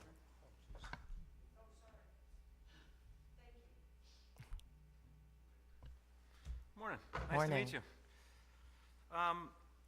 So I'll ask a couple of the same questions. I get the communication piece. That's not a surprise. It jumps out quite a bit. But let me go to one other question first. Harping back to this topic, in terms of things like playgrounds, parks, basketball courts, walking paths, and bike trails, do you view these as nice-to-haves or must-haves, and why? Must-haves. I mean, it's just part of today's, lifestyle and wellness for individuals, families, for social connections, for many reasons. Got it. Thank you. The issues that you mentioned from your perspective, and I've seen you at a lot of the meetings, so thanks for playing a role and getting involved. You said water, communications, town hall. Whether they're in that order specifically, what as a resident though, what are your issues? What would you actually, do they align with that, or are they different? Personally, the water isn't something that's going to impact me. I live in Salt Point. I understand it would be important for businesses to have water. I don't know how the businesses that are here have been operating, I guess on wells, right? So on the other hand, you also mentioned, or someone mentioned, that there's not a lot of store places for lease right now. So it seems as if, we have businesses in place. So I guess, is this something that they come and bring up? Because I never really hear local business people come and speak at the town board meetings, which is interesting. And I, hear a lot of people say they want water, we need water, but then there's other people who live along the route who are like, I don't want to have to pay for water because I don't need it. So I don't totally understand the issue or how much it costs or anything like that. So it's hard, for me to have a hard opinion on it one way or the other. We do have a lot of amenities in neighboring towns in terms of businesses. I mean, Eastdale's right down the road. So I don't know how much would necessarily be done here, with that right down the road. I mean, I view it as a resource. I actually like having it there, and keeping, kind of the main street, maybe we need to build on the Main Street charm here a little more, but keeping the kind of rural nature of the overall community, and kind of a small town feel. Got it. Thank you. And I appreciate you saying you don't know. There's no reason that you would have to know that, so I appreciate the honesty. In terms of, on that note, so I guess this is kind of a two-part. They're connected. I have some standard questions, then I'm going to jump into your submitted doc here. You lived here for quite a while. What do you think Pleasant Valley does well, and what do we need to improve on? So I do think that in terms of the way the town government is run, I mean, I think we do it well. Since I've been observing, there's been a huge improvement in the way everyone works together collectively. So, I mean, I think that the town is run well. What do we need to improve? There seems to be a lot of community members that maybe don't feel that way.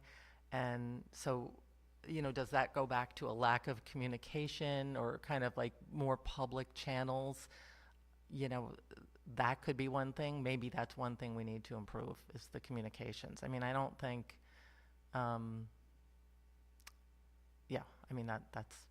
that's all I have to say.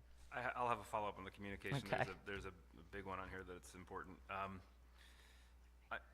Okay, I'm going to talk fast.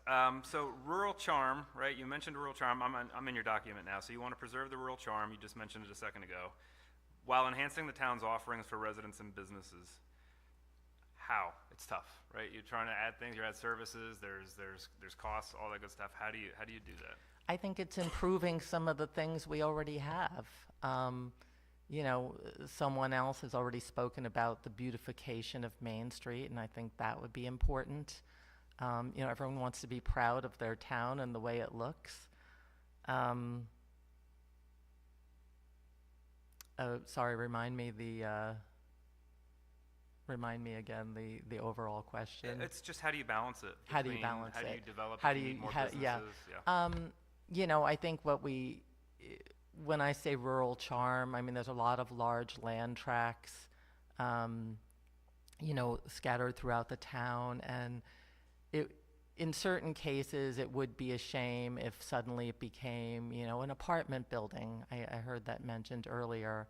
So I think, you know, when it comes to zoning, you have to look at the history of the area and, you know, maintain and preserve certain, you know, positive characteristics that we have as a community.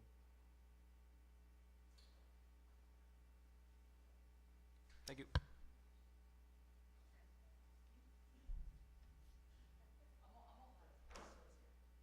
Mary stole all my questions.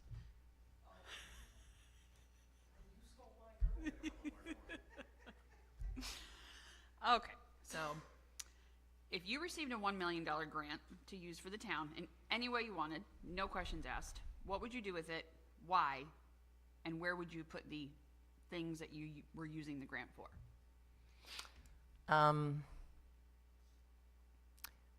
So I would like to, you know, bring the $1 million is actually not that much money. No, it's not. So it's kind of hard to answer. I'd like to improve the facilities in the parks we already have. I don't think that's enough money to develop a new park or even create walking trails. So it would probably be focusing on, you know, Helen Aldrich Park looks okay, actually. So it would probably be focusing here on Katie Field and Bower Park.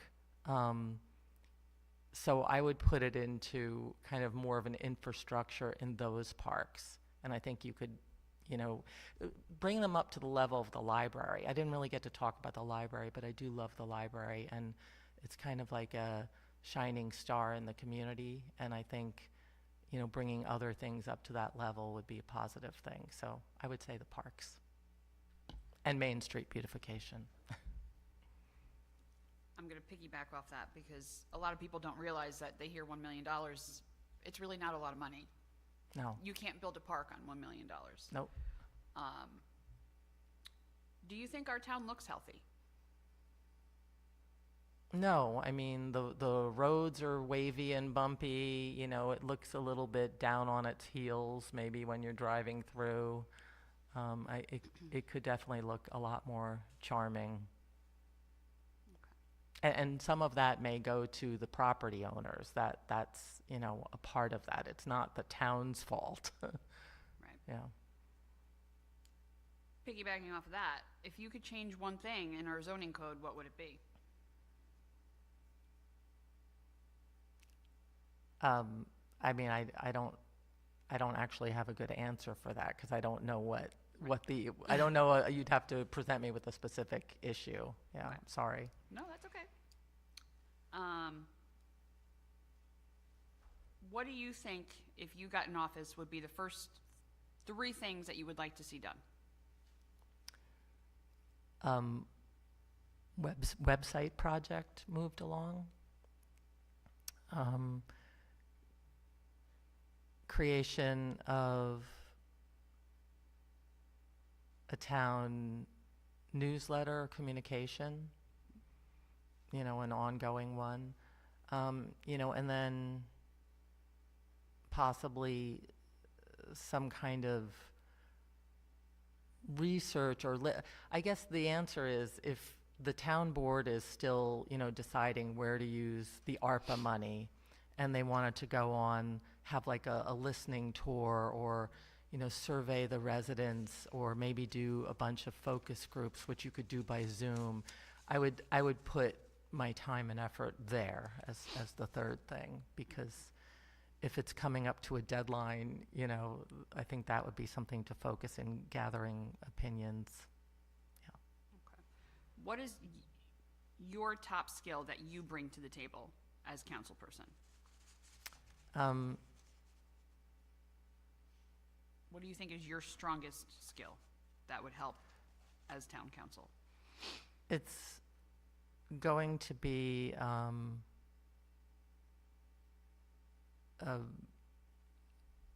work effort, hard work, dedicated to getting a particular task done, and it will be in the communications realm. Okay. And I've said this with all the other applicants. We're 4 different people, 4 very different walks of life, 4 different opinions.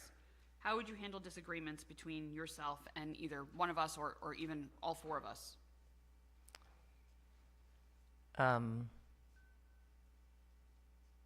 I think you just have to have a logical approach and respectful approach with other people, and be willing to listen to their pros and cons, so you can give your pros and cons and hopefully come to a compromise. So it would just be to engage in a dialogue with people in a respectful manner. Okay. Time up. Oh, okay, good time. Fine. Okay, thank you, Valerie, for being here. I'm going to just start off with about 10 yes or no questions to kind of break the ice here. So, do you believe Pleasant Valley is moving in the right direction? Yes. Should we be investing in our parks? Yes. Would you like to see Pleasant Valley have recreational facilities like some of our surrounding towns? Yes. Even if it raised taxes? Yes. Okay. Should all businesses, no matter who they are, follow all town laws? Yes. Should all residents, no matter who they are, follow all town laws? Yes. Do you believe that there should be term limits for all elected and appointed officials within the town? Yes. Okay. Do you believe political parties are important in local elections and government? No. Do you think Pleasant Valley should create its own police department? No. And would you be willing to work with every single member of this board? Yes. Okay.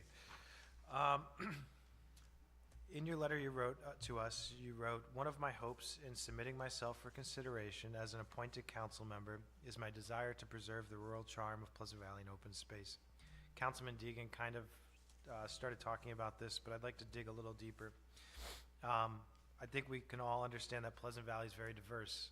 It's interesting compared to most other towns where like this portion of our town is super suburban and built up and traffic and all that, and you go 2 miles that direction and it's just farmland and completely opposite. So as a board, it's kind of a balancing act between the two because we don't have ward systems. The hamlet of Pleasant Valley is very built up and is running out of space for continued development, which the opposite could be said for the hamlets of Salt Point or Washington Hollow. As the hamlet of Pleasant Valley runs out of room and there's a dire need for housing in our area, would you be in favor of rezoning areas surrounding the hamlets of Salt Point and Washington Hollow to allow denser housing and neighborhoods to be built within or right outside those hamlet zones before continued expansion in the hamlet of Pleasant Valley?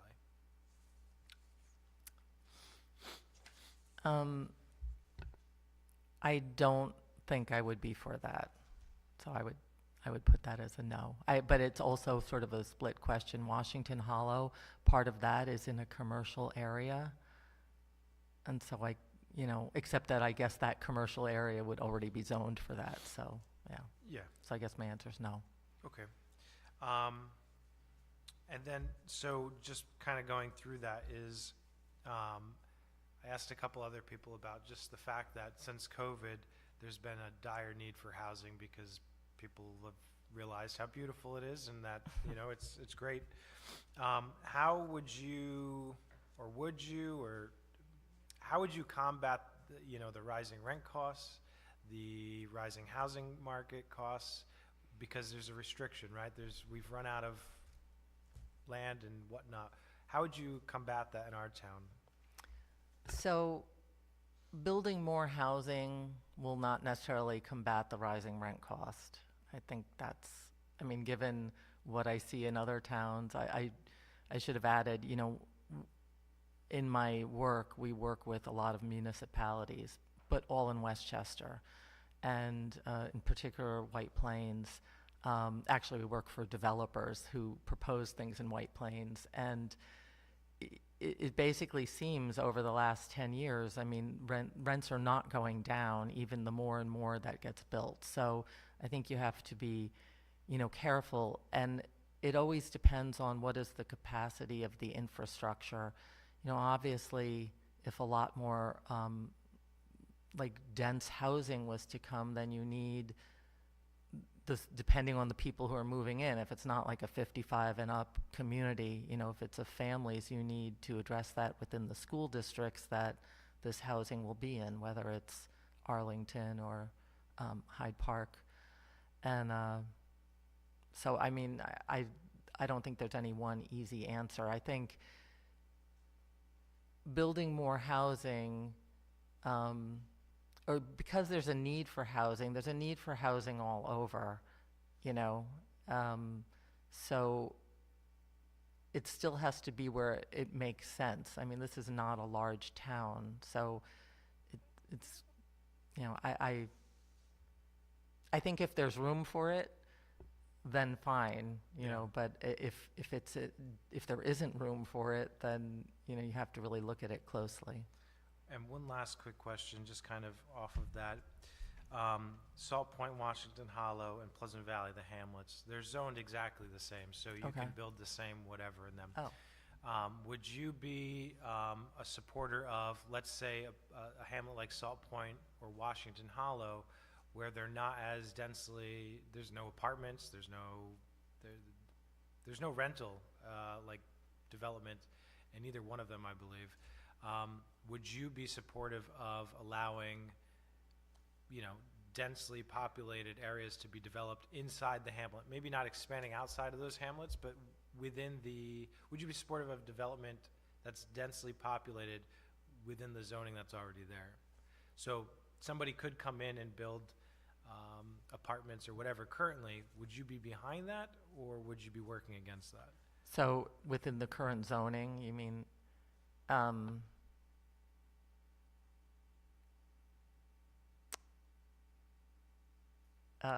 I guess you'd have to define, I would say no, but if you're talking about sort of a small apartment building, whatever, 12 units, 9 units, something like that, something that's in a main area of either of the drags, I mean, that would Okay. be okay, Thank you. My time's up, but we still have 10 minutes, so if anybody has... Like an example would be by the creek, let's say in Salt Point where there's the old Williams lumber. Yeah. I mean, something like that would be okay, Okay, but perfect, thank you. I don't know if you're familiar with this. This was hard for me to somewhat understand, but you would be appointed until the end of this year. But then in November of this, come March, you would have to decide whether you would be willing to run for the end of the beginning of 2025 to the end of 2025. And then you would have to run again if you wanted to get a 4-year seat. I just wanted to make sure that you knew that, and would you be willing to do that? I would be willing to, unless everything went horribly wrong in the first 3 months. I'm kidding. Okay, I just wanted to make sure you knew that. That was something we didn't bring up a couple times, so go ahead, Dan. So I want to come back to Mike's topic. We're talking about this housing conversation. I think it's really important, so I appreciate you shedding light on this.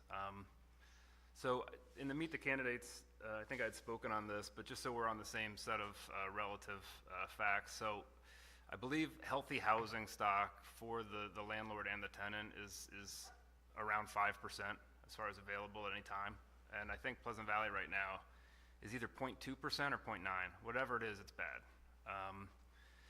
So where this hits, I'll give you 2 examples. This is a long question, but hopefully a longer answer.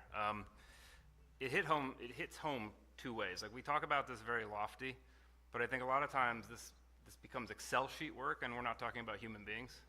So I've seen this firsthand in the time that I've been involved in things over the last couple of years, where going back to the same houses that I went 4 or 5 years ago, now there's 3 generations living in the same house. You have parents that are 50 to 60 years old, say, and now the kids are back in, and the parents are back in. We've all seen this. This is not a coincidence. That's one area that I've seen this, and I think we can all recognize that we see this, and it's, whether this is a problem or not is what we need to address, but the other part is I've seen firsthand situations where people that are everything we want in this community, parents that have children that are in the schools, that are involved, that are coaching, and actually have to leave Pleasant Valley, and in this case went to Hyde Park because their rent went up 27%. So this is where it hits here. This is where the human element of this. So my question, sorry this is so long, but is this something where it just is what it is? Or is this something where we decide that this is an area where this won't be allowed to just happen, and Pleasant Valley will do something for these affected human beings?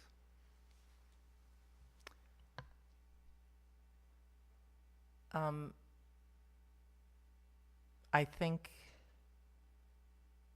when you say do something, you mean affordable housing, building affordable housing? Is that? Potentially, but maybe just housing in general, apartments, things because, let me be more specific, thank you for that.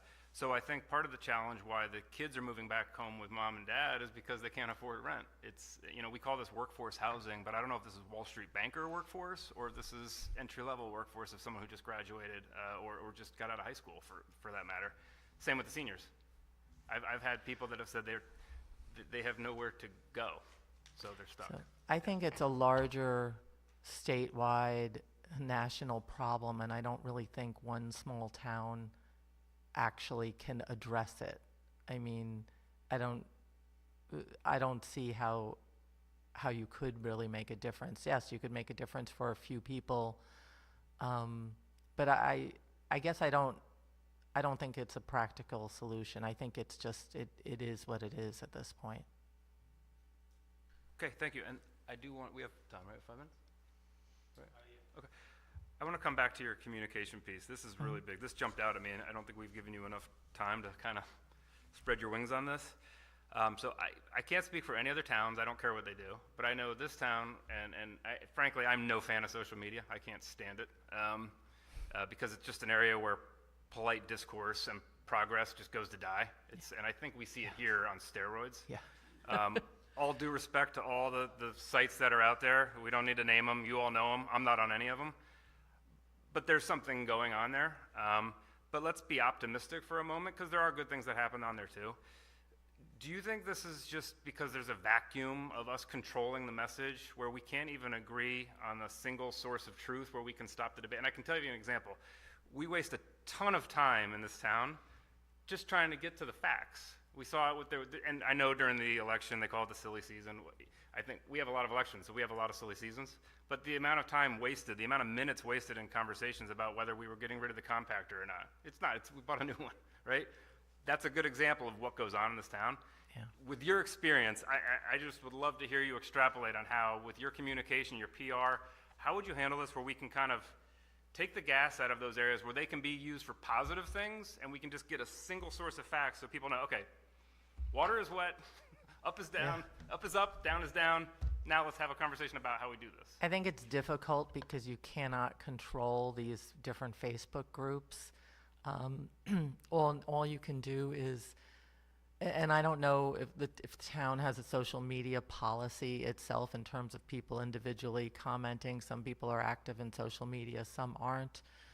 Like I know Michael tries to answer people in a respectful way and give the facts, but everyone doesn't necessarily want to engage in that. And so having a policy for a town is could be a good thing, but a lot of times that has to do with how it's disseminating its information. And the more information you do disseminate, you can point back to it. I think having the televised meetings is great, but it doesn't stop people's behavior on social because they'll still ask a question out just to the ether in social rather than listening to the town board meetings or writing the town council and having it put on the agenda, officially. So I don't know how you can control that. I don't really think that you can. You can just have your own policies. And then the more information, or communications you send out, the better, or the more, or consistent communications, I should say, not the more, but yeah. I'm curious to peel the layer back there. So policies, how do you see other towns do that? So I see other towns, a lot of times they'll have different departments that have their own Facebook pages, or maybe they're all on the same Facebook pages. So in those towns, it was just more about a consistency. They would just have guidelines for the various people that would do the posting for the town. I think this is a small town, so it's a little different. You probably just have the rec department and then, maybe one other person posting who's probably the legislative aide. So that's all I meant by a policy. Other larger municipalities, need it because they have multiple people publicly posting on behalf of the municipality, so. That's it for me. Thank you. Thank you for joining us this morning. Hey, thank you. Thank you. Thanks for Appreciate it. having me. Enjoy your Sunday. Thank you.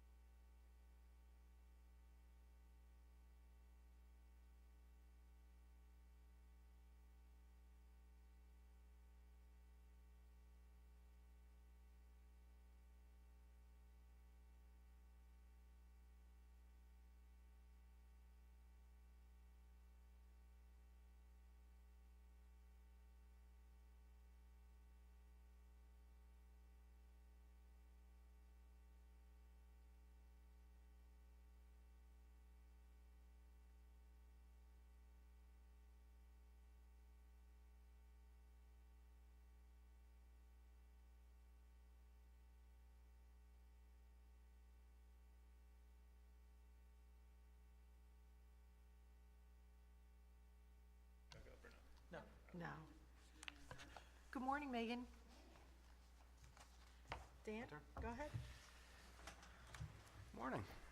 So I don't know if you were in here, if you could just state your name when you start and just make sure you're into the mic because some people couldn't hear from home. Yeah, that should be good. Okay. So, and I don't know if you heard this earlier. Were you watching from home or did you see the announcement we said? Okay. So we're going to go through questions. I'm going to be pretty consistent with all of my questions, but if you find like if you want to come back later and you feel like you didn't get to answer one of the questions or we asked a different question, you can kind of answer it yourself if you want, if you can spend some more time. There will be time at the end. We're taking like 20, 25 minutes, so there's plenty of time. So, yeah, welcome. Thanks for coming. So first off, what makes you want to join this board and what are your best strengths that we should know about you? And I'll state my name, Megan Murphy Borland.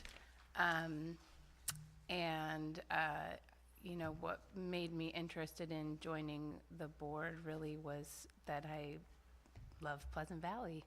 I've lived here for going on 7 years and done a lot of work in the community. And I see a nice opportunity right now with the board and myself having some similar vision, as far as I understand it, in order to keep Pleasant Valley moving in a very positive direction. and kind of push through some of the things that have been stalled in the past years since I've lived here. And what was your second question? Just what are your best strengths that we should know, if we don't know already? I think, you know, as I put on my resume and my cover letter, that some of my best strengths are as in leadership and communications.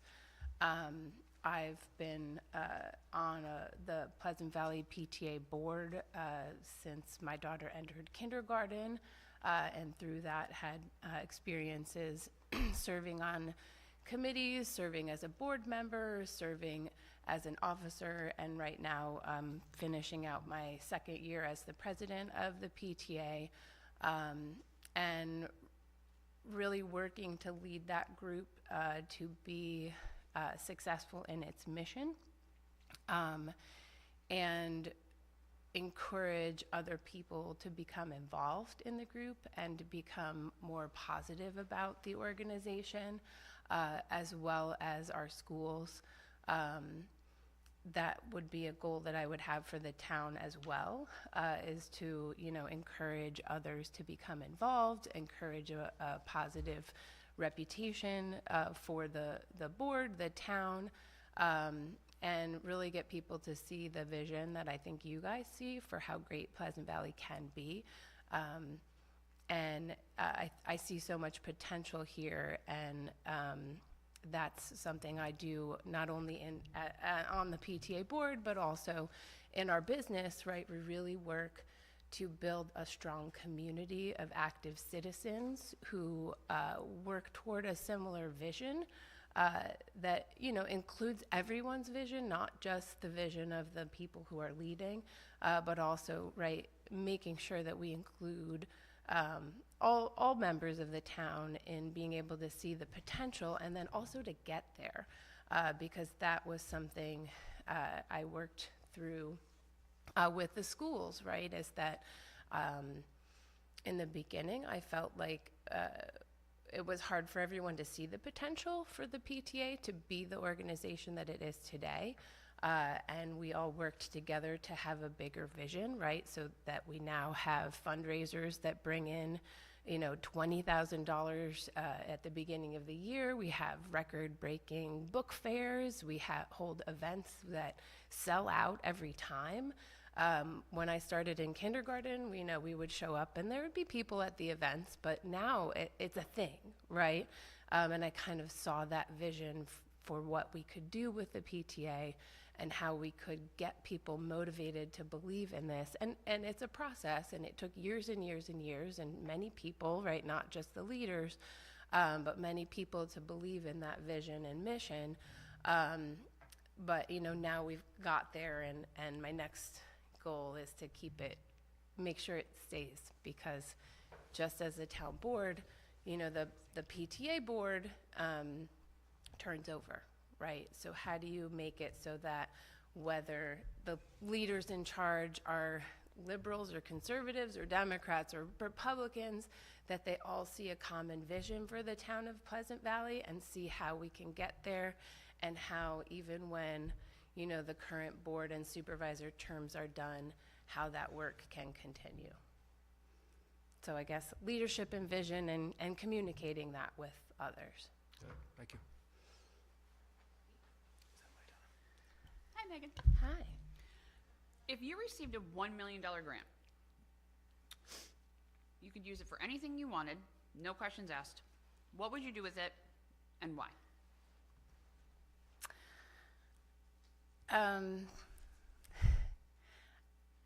I'm an extremely community and group oriented person. So that's kind of a hard question for me to answer, because I would take a poll, right? I would go, if this was presumably for the town, right, look at what the greatest needs were among the residents, look at what the greatest needs were for the town, and try to find a balance. In my conversations with, you know, other leaders in the town, I think one of the difficulties that that we face is that there's not as many people aware of what's going on in the town and involved, and it's hard to get a pulse on what the majority of the townspeople actually want. I really respect and appreciate the process that the Arlington School District just went through with Arlington Connect.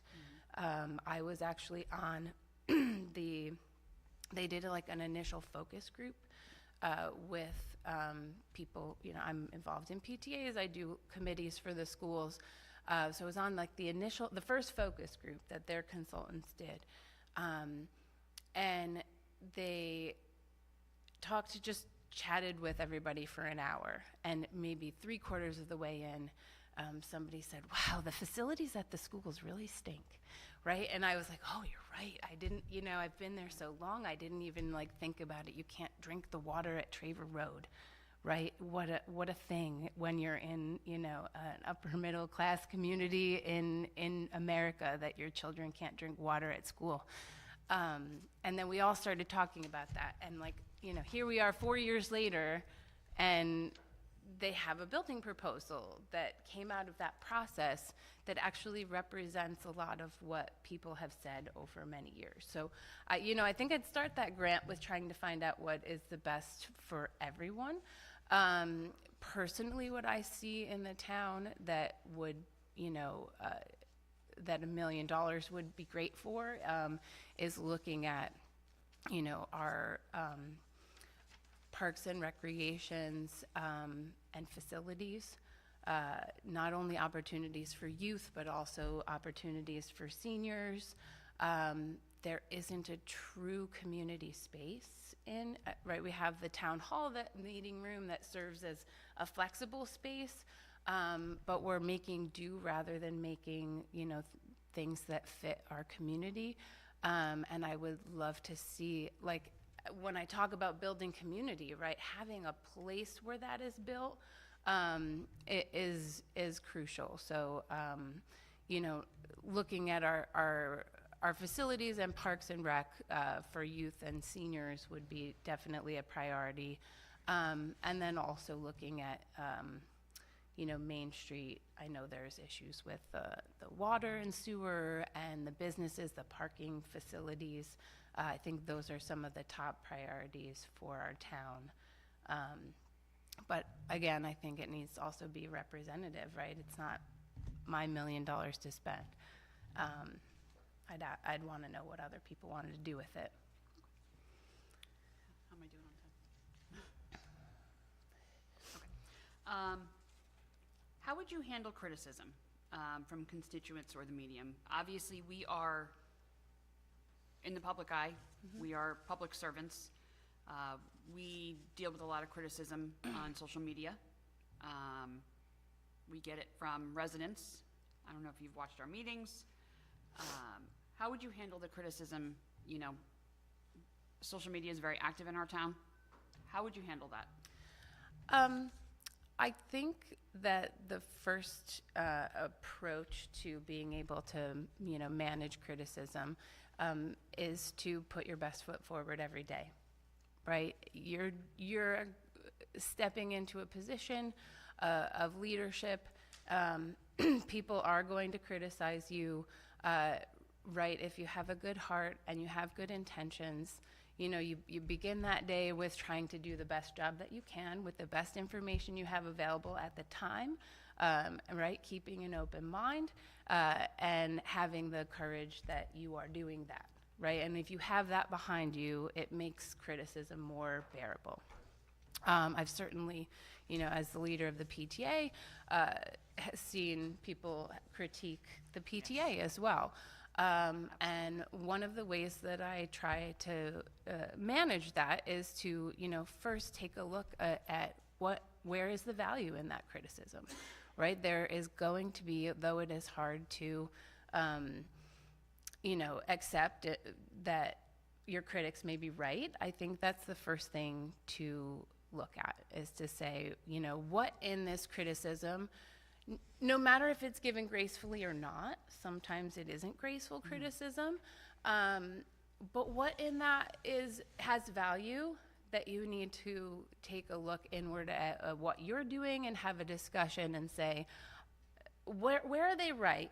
And where can I adjust my leadership in order to be graceful about that, right? Instead of getting your back up and just denying that your critics. And then sometimes, right, the criticism is not based in truthful, factual information, right? And in that area, I think it's a judgment call as to whether or not, you go toe-to-toe with someone and say, well, these are the facts and you have your facts wrong, right? It depends on the situation. It depends on the issue. But I think, having the facts out there in advance helps that a lot, and increasing the communication about what's happening and why it's happening has value. Sometimes you just have to say, okay, you feel the way you feel, I feel the way I feel. Where can we find the common ground and the lesson in this criticism? And then the rest of it say, I did my best. And move forward, continuing to do that. Okay, thanks for being here. I'm going to start with just about 10 yes or no questions. Okay. Just little icebreakers here. So, do you believe Pleasant Valley is moving in the right direction? Yes. Should we be investing in our parks? Yes. Okay. Would you like to see Pleasant Valley have recreational facilities like some of our surrounding towns? Yes. Would that be a yes even if it raised taxes? It depends. Okay. Should all businesses, no matter who they are, follow all town laws? Yes. Should all residents, no matter who they are, follow all town laws? Yes. Do you believe that there should be term limits for elected and appointed officials within the town? Yes. Okay. Do you believe political parties are important in local elections and our local government? Yes. Do you think Pleasant Valley should create its own police department? I don't have enough information to answer that one. Okay. Would you be willing to work with every single member of this board? Yes. Okay, that was easy. Okay. So, you kind of already talked about some of this, but I wasn't prepared to, some other people stole my thunder, but a reoccurring theme in our town seems to be projects being shot down on the final stage and right before they start. Some examples: Reddell Park, Central Water for Pleasant Valley, bathrooms at Helen Aldrich, or just to name a few examples that they went through the planning process and got stopped at the very end. When you start speaking to people, you'll hear many different reasons why this happened, but you wrote, I would use these skills to help inspire people in the town to become more involved on boards and committees and participate in the public process. So 2 of these 3 projects were voted down. With so many projects that need to be completed in our town, what would be your approach to change the process to engage people? I'll give you an example. Is a lot of people will throw the word transparency, or we're not putting the information out there for people.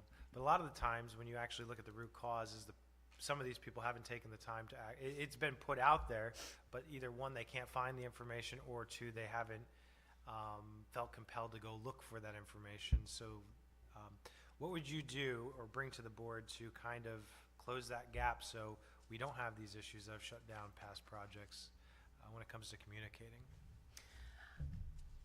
I think that this is a challenge that all governments and community organizations face in our 21st century world. The schools talk about it, businesses talk about it, because there is so much information going out all of the time that everyone is caught in a blur of tweets and Facebook posts, and they may have seen information and don't even remember that they have seen it.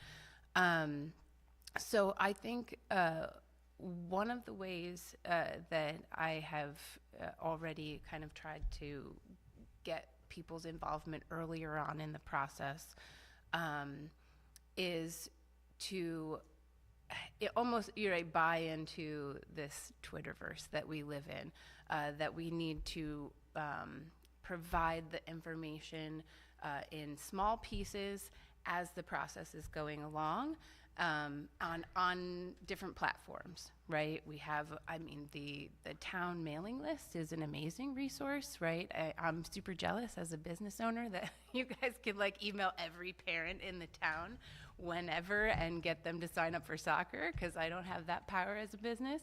But you know, that's a place where you could be engaging people with your messages, right? Saying, we're working on this project, even if the answer is crickets, right? Even if no one is signing up for that committee, right? Continually saying like, we have this committee, come join the committee. The committee's working on this, right? And then get people to the point where they're aware, right? In small pieces, right? Writing long newsletters is not effective. Lots of words is not effective, right? Informational graphics. And also about your accomplishments, right? To have pieces going out where people see that the town is doing positive things so that they feel positive about the town. I think the town has a great website, and you guys post a lot of information on there, but people don't go to websites, right? They don't think, oh, right, this is actually a persistent thing with communication with the PTA and the schools, right? They'll say, you know, when do people go to Facebook and they ask, what time does school start? Right? It's on the school website, right? But they still, what day is it tomorrow? It's on the school website. They still ask on social media, right? And so in some ways you need to accept that that's how people are getting information, and be able to engage that, which I know is challenging for a town with a small staff to try to manage a social media presence. But I do think that it's valuable in the long run to build your reputation, build awareness of the things that you're discussing on boards. And then the second piece of that is making it within the bounds of how a town must operate with meetings, but being able to meet people where they're at. So a PTA has a little fewer rules about how we can operate, but a lot of our work goes on through Facebook Messenger, because then I can get people to serve on committees, and they can chat when they have 5 minutes, because people don't show up for meetings anymore. And if you only have, you know, the people who are for a project or against a project showing up to the meeting, you're not really getting a representation of how the town as a whole feels about a project, and that can stop it, Yeah. right? Go ahead. Well, I appreciate it. My time's up, so Okay. I'm gonna have to let Mary jump in here. Thank you, though. Sorry, thank you.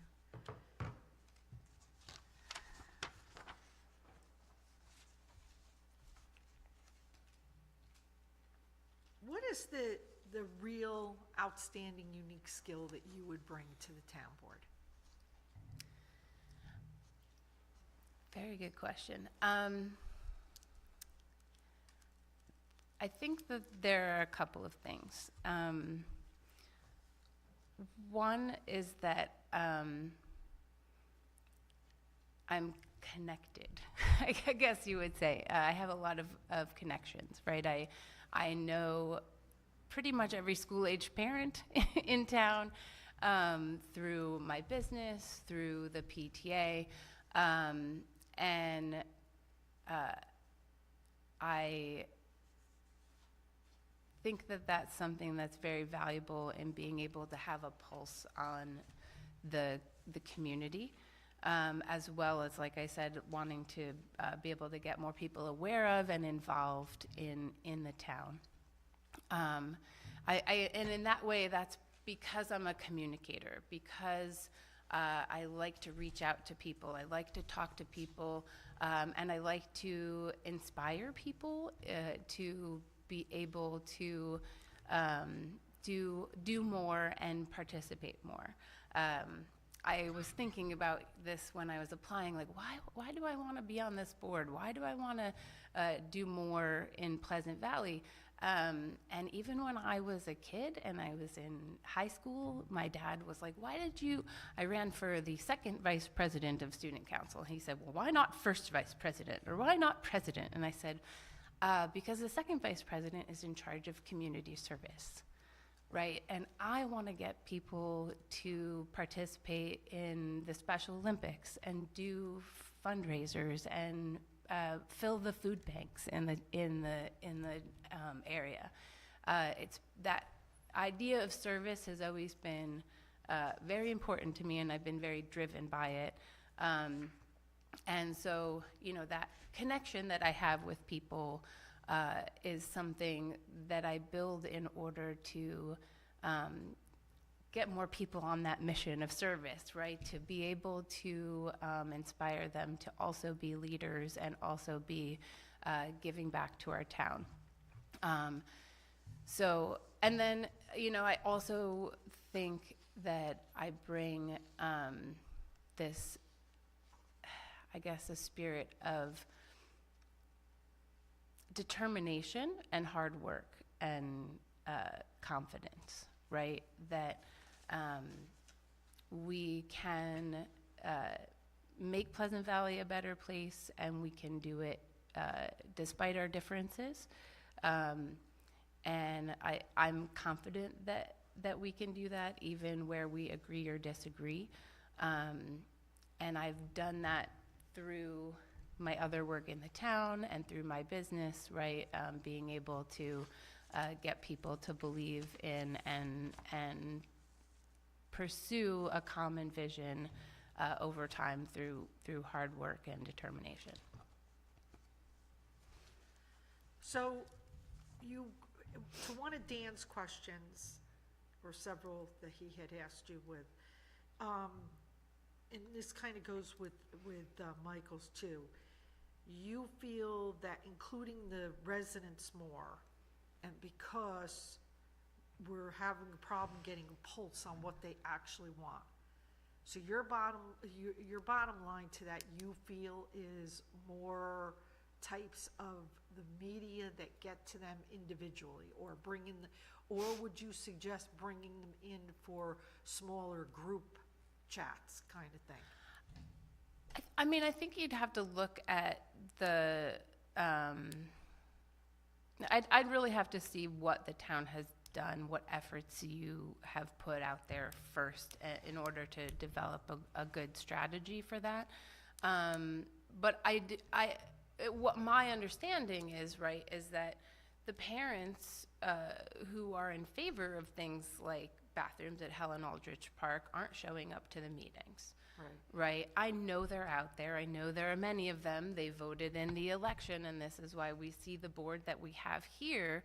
And so, right, the balance isn't there, right? That those folks aren't.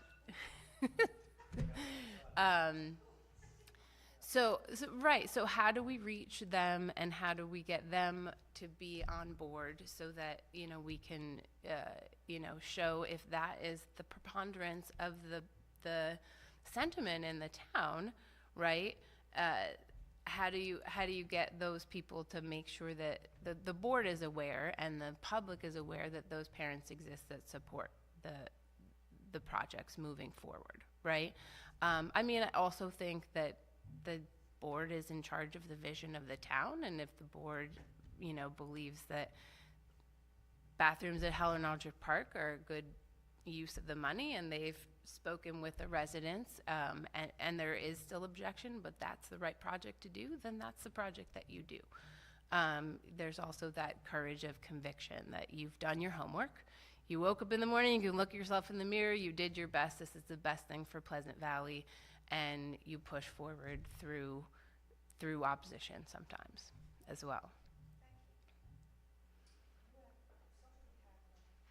I gotta go quick. I just want to make sure I cover the things I covered with everyone else. So in terms of things like playgrounds, parks, basketball courts, walking paths, and bike trails, do you view these as nice-to-haves or must-haves, and why? I think they're must-haves. I think for too long, people have gone to other surrounding towns in order to do this kind of recreation. I think if you look at the town of LaGrange and their parks and their programs, their community spaces, and they're also revenue generating, right? So you can create these parks and recreation environments that aren't a drain; they're actually a benefit to your town. That create community spaces that will attract more families, which improves our tax base, right? I don't think that an investment in Parks and Recs can, right? It can't go wrong, right? And as I understand it, we have money to spend in that area, so that's a must-have. Got it. One from your submittal, and if you want to answer it both ways, can you kind of give a framework of both in terms of participation, that's a word I keep hearing you say, and just the state of affairs with the PTA, involvement, what it was doing, the size of it, kind of give a framework of your administration, what it looked like before you got there and what it's looking like now that your tenure's coming to an end. So I think that, there was a handful of the same people doing all the things all the time. We have grown the volunteerism of the PTA. We have brought in officers that, it's not just the, same group of people, right? We have parents of kids in kindergarten, parents of 5th grade, right? Anyone who really wants to come and participate can participate, and we welcome that and actively encourage that. And we're still continuing. It takes many years to build a volunteer base. I think there's still a sentiment out there that the PTA is a clique, which, we have. Yeah, people show up at meetings and I go, hey, you want to run a committee? And I don't know who they are, right? But we welcome everyone and try to get everyone involved, and that has grown. I think last year for our volunteer appreciation dinner, we invited 95 parents. So there were 95 people who had volunteered at our events throughout the year. We keep reaching out and growing our volunteer base. The events this past year, our fundraiser, before we started doing the bigger events, I'd say the maximum fundraiser was maybe $5,000 to $7,000. Our main fundraiser now raises $20,000. 350 people enroll in the run. We have 700 people show up for the events, and then on top of that, the thing that I'm most proud is not really the fundraising. It is the involvement. I actually tried to say we don't need the fundraiser this year. We have so many funds. We need to focus on spending the funds. And the principals were like, no, you have to have it because everybody loves it. And it's such a great community building event, right? And all the kids want to go and all the teachers are excited about it. And it gets the spirit of community in our school. And then with the funds, we have really pushed out as much. It's very hard to spend money, so I hear you, town board, with having available funds and trying to get projects done. But I have pushed really hard. We have converted 2 classrooms at Traver Road into deskless classrooms. We've built a mindfulness room at Traver Road, sensory pathways at both schools. This is 2 years that we've done all this. And then this year, we're going to build outdoor classrooms at both schools. So we've really pushed hard to get projects done. Thank you. Sorry to cut you off. No We're problem. at time. We have to, No we worries. have to do our next interview. Okay, so thank you. Appreciate you Thank you coming. very, Thank you very much. Thank you. Yeah, I know.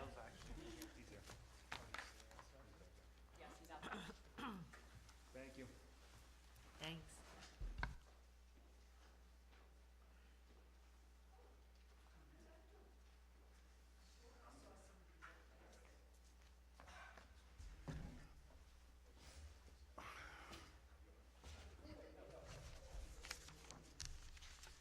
We're just gonna wait a couple minutes, Phil.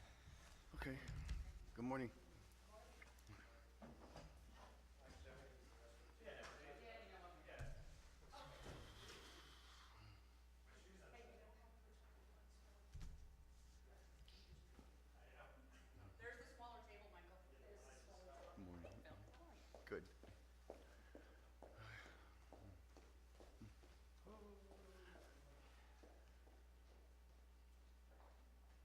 noticed there was a couple of snowflakes when I came down. Yeah, it's just a squall or something they were talking.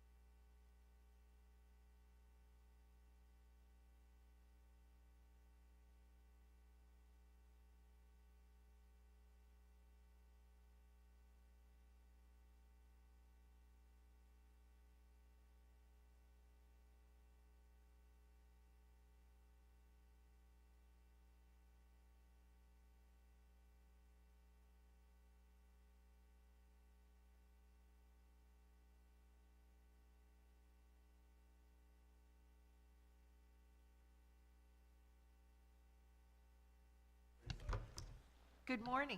Good morning. Thank you for coming. Thank you for inviting me. Jennifer's going to Allowing me to start you come. off with the questions. Okay.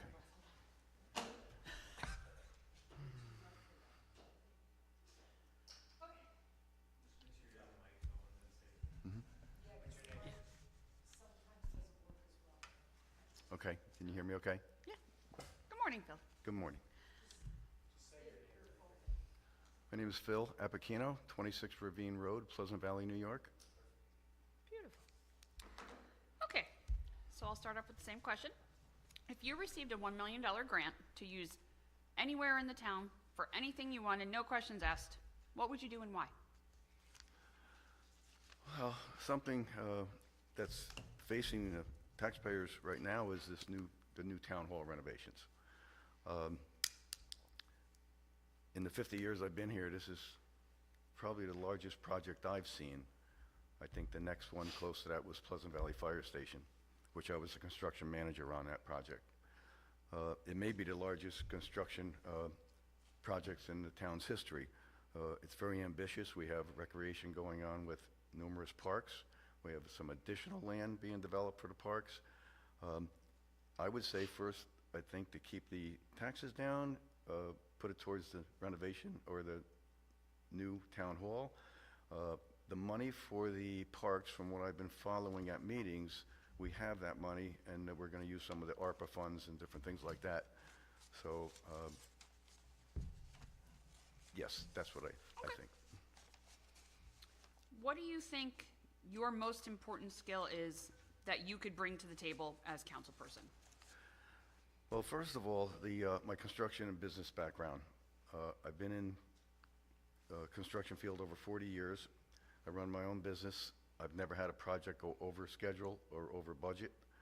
I've done a lot of prevailing wage rate work, HUD work, art work for the Archdiocese. I did work for the federal government, Department of Veterans Affairs.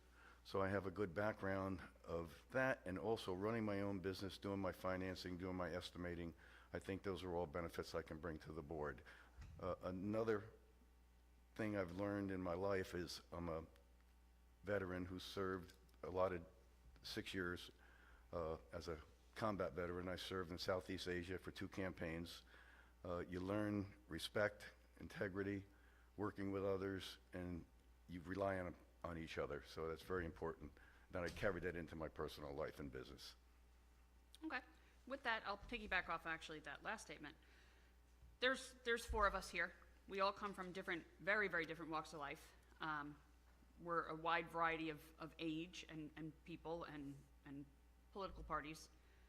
How would you handle disagreements between either one or all of us? I like to find solutions to problems. I'm a team player. It's not my way or no way.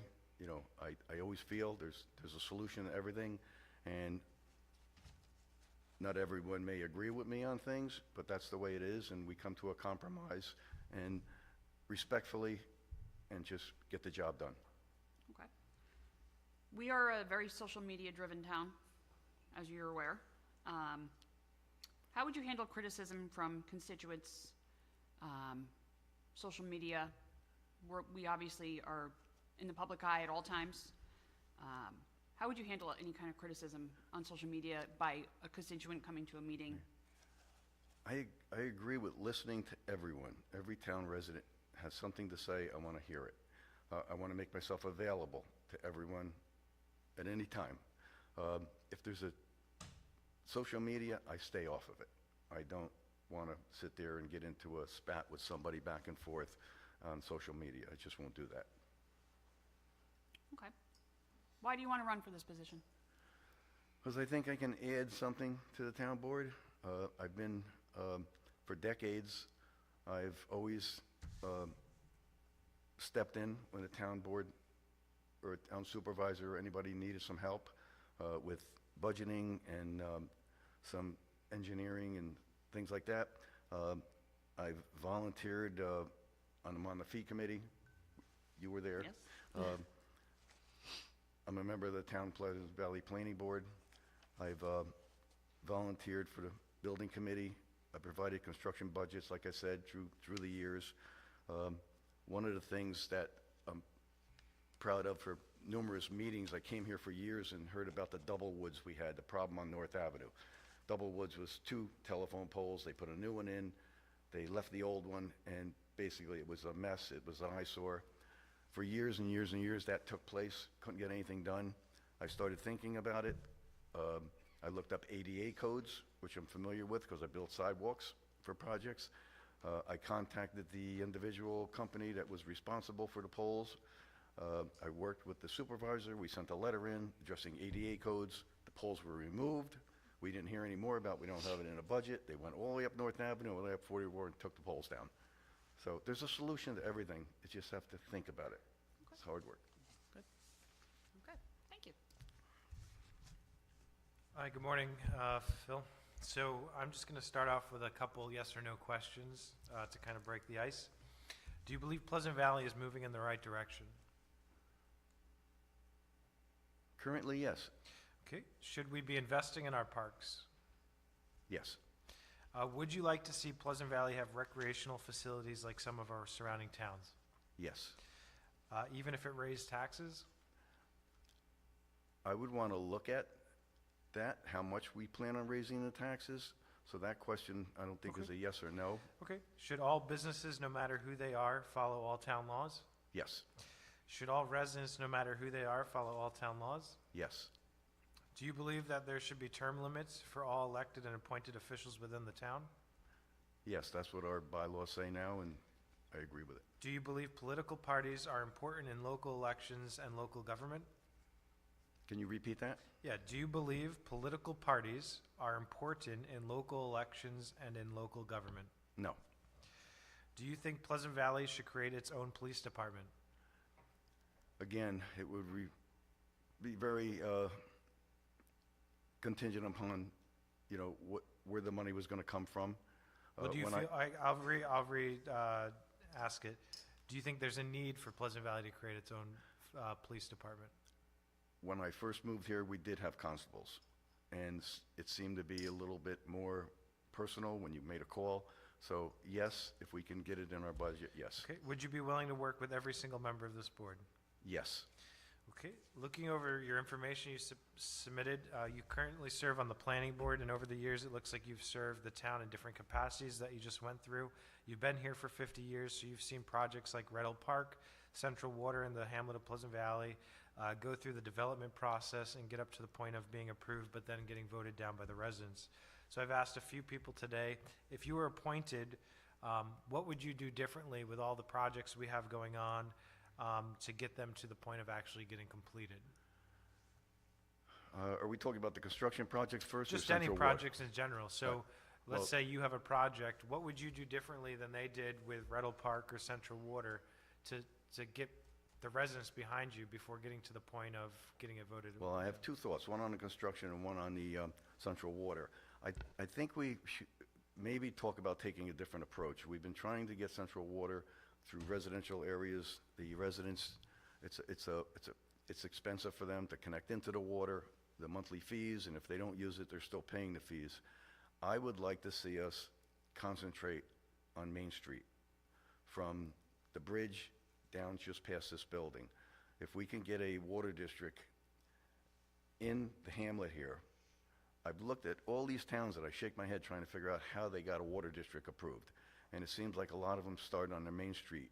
And the selling point to me would be, or I would want to meet with the business owners, discuss the benefits that they may be able to expand their businesses because now they don't have the separation between well and septic. Right now, they can't increase their septic systems because there's just no room to keep the separations between well and septic.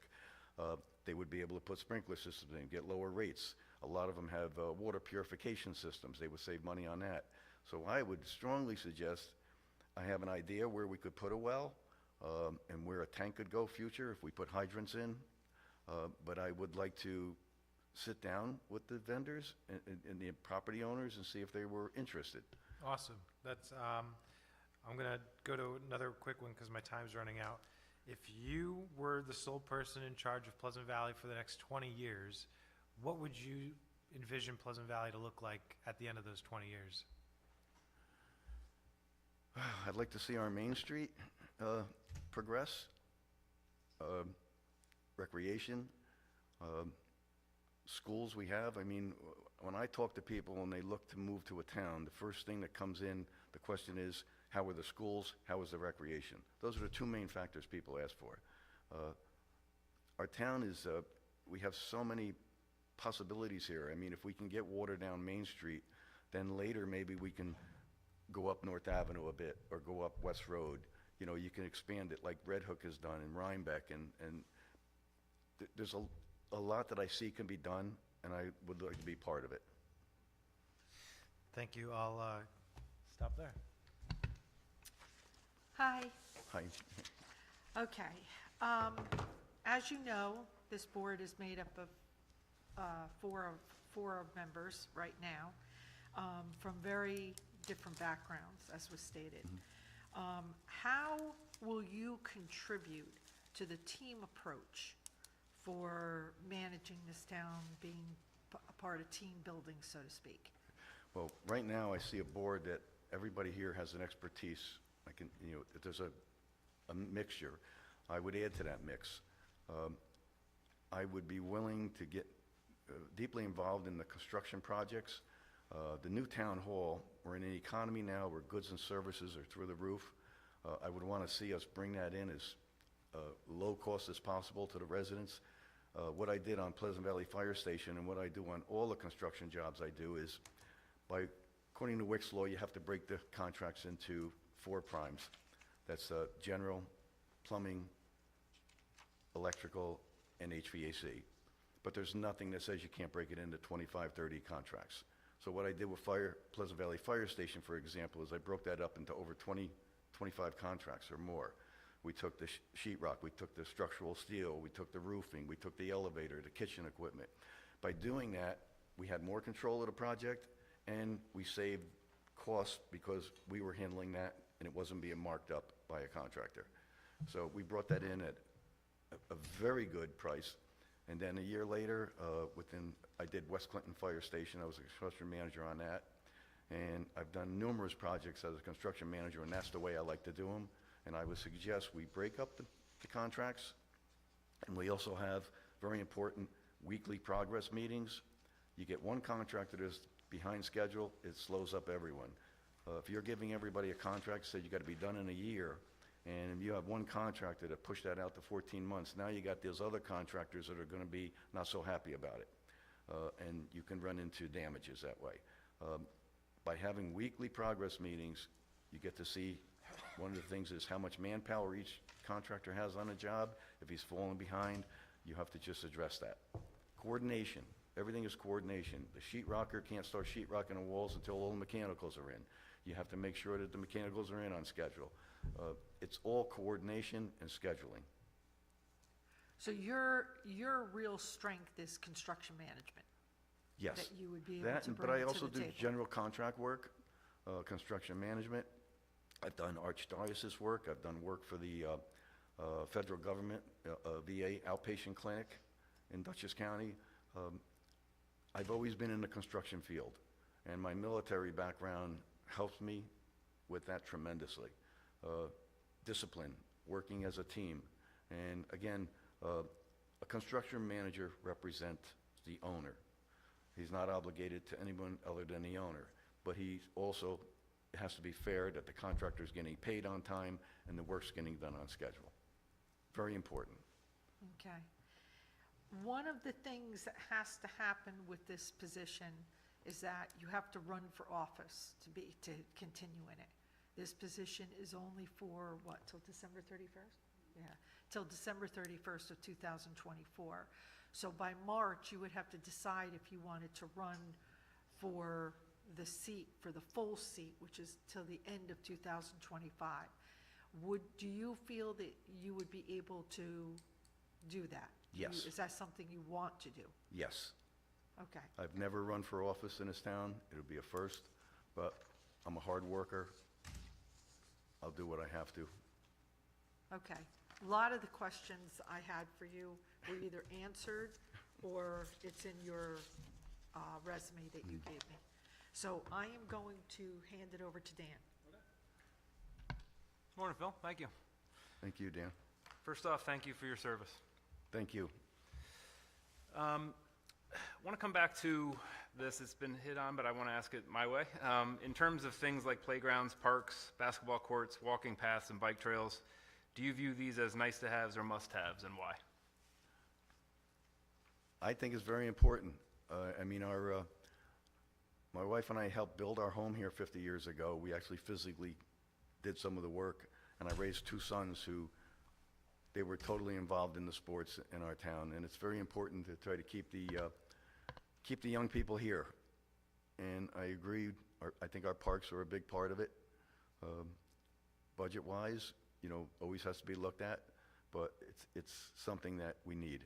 And the addition to Bauer Park, I help instrument that by contacting. What happened is I spoke with one board member one day, and I also spoke to some coaches that said we have a terrible parking issue.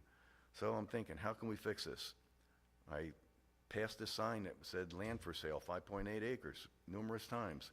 I looked it up, it was adjacent, it adjoins Bauer Park, and I contacted one of the family members if they want to sell it or donate it, and we own the land today. It was donated, and it's going to be a tremendous asset to one of the biggest parks we have in town that you can actually walk to because we have sidewalks right up to Ravine Road. I want to come back just because of how everyone else answered it. So in terms of recreation and that whole list, do you view that as a must-have or a nice-to-have? How would you define it? Is it a must-have or is it a nice-to-have in terms of playgrounds, basketball courts, recreation, walking paths, things like that? I think it's a must-have. Got it. Okay. Two more. So big picture, we've kind of dug into these projects. If it's not obvious already, this board is very much motivated to finally get conclusion on a lot of these things that have been lagging for decades. From your perspective, at a high level, why has this area not been able to get these projects done? You look at these other towns, they have rec buildings, they have it, you name it, fill the list in, they have what we don't have because we've not been able to do it. Why have we not been able to do it? It just seems that everything, this is one of the reasons I'm here. Things just get slowed down. There's people that want to be negative, but we have to convince them that this isn't a bad project. You know, we need to move it forward. The faster it moves, the more money the town saves. One of my goals is to move these projects faster and get them done on schedule. I know meetings take months. There's a lot of things that have to be done with public hearings, but again, if we all agree, we have to move them forward. Something that came up from a bunch of the prior interviews was communication and what seems like really a lack of it or failures in communication. Do you think over the years there's been a challenge with getting these done just because residents weren't given a compelling reason to approve it because it wasn't communicated or wasn't laid out right? I think we have to be more open. I mean, once we start these construction projects, I like what we're doing now. We're giving an update every month, every meeting on where the project stands, what was done. I think that's vital to keep everybody filled in on, this is the progress that's being made, and this is where we plan on being in another month. Just the last one. With your experience, this Main Street has come a long way. I've been here for 18 years, and I know after the banking crisis in '08, it was pretty depressing here. There was a lot of vacancies. It was scary. I think it's doing well. I think we are headed in the right direction.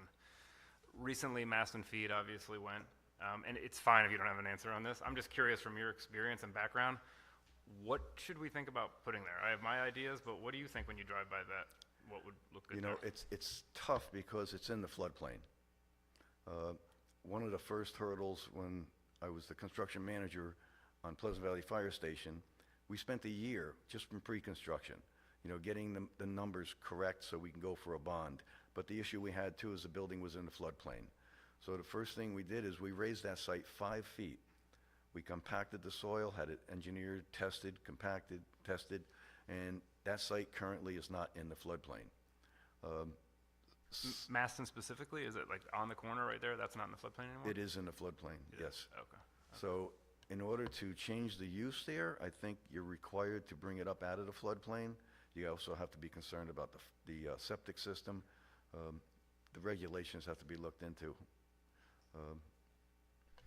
So do you think, we haven't really touched on this with anybody, so if it's in the floodplain, have we done enough in this town to try to remediate the actual floodplain? Are there things that can be done with flooding that have never been done? Are we treating the symptom and not the problem? Well, years ago, they dredged, I think, the part of the creek here. And the other thing that was done, I don't know if a lot of people realize, but when you go down to Overlook Road, they put 2 bridges in. So the water doesn't back up as much as it used to. Maybe we can get the Army Corps of Engineer to work with us and try to alleviate some of these floods. Flood walls. There's no reason a flood wall can't be put in as long as you're not impacting another property by putting that wall in. But again, there's ways of doing it.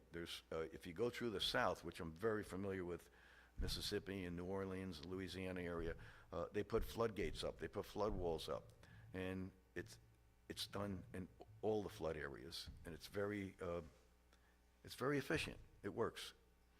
What I did after this town hall flooded years ago, again, the water came in the doorways. Most of this building is block foundation. I thought about it and I said, how a little bit of water came in, but it did the damage. So if you look on the outside of these doors, you'll see a piece of angle iron. I suggested to the town board that maybe they want to look into this company in Pauling that sells what they call a door dam. And today, those angle irons are in. We have the door dams. If the water gets high enough, you slide them in, and hopefully we never had that situation again. But again, that's a solution, and we helped come up with that solution. I did a job on Traver and Parksville Road. I had the owners call me. They wanted to, subsidize their income and develop their land. Wonderful family. 2 or 3 developers walked away from it. I looked at it, and the situation was, it was getting water from another project that was built, and the property was flooding a lot. So what we did was, we got an easement down Parksville Road, across the road, into Lakeshore Drive. The town highway department didn't have the money in their budget to do the work. So besides we gave the easement to the town at no cost, we also gave the town $50,000 to do the work. So it's not about making every penny with me. I want customers, my resume list is all my customers. I've never had an unhappy customer.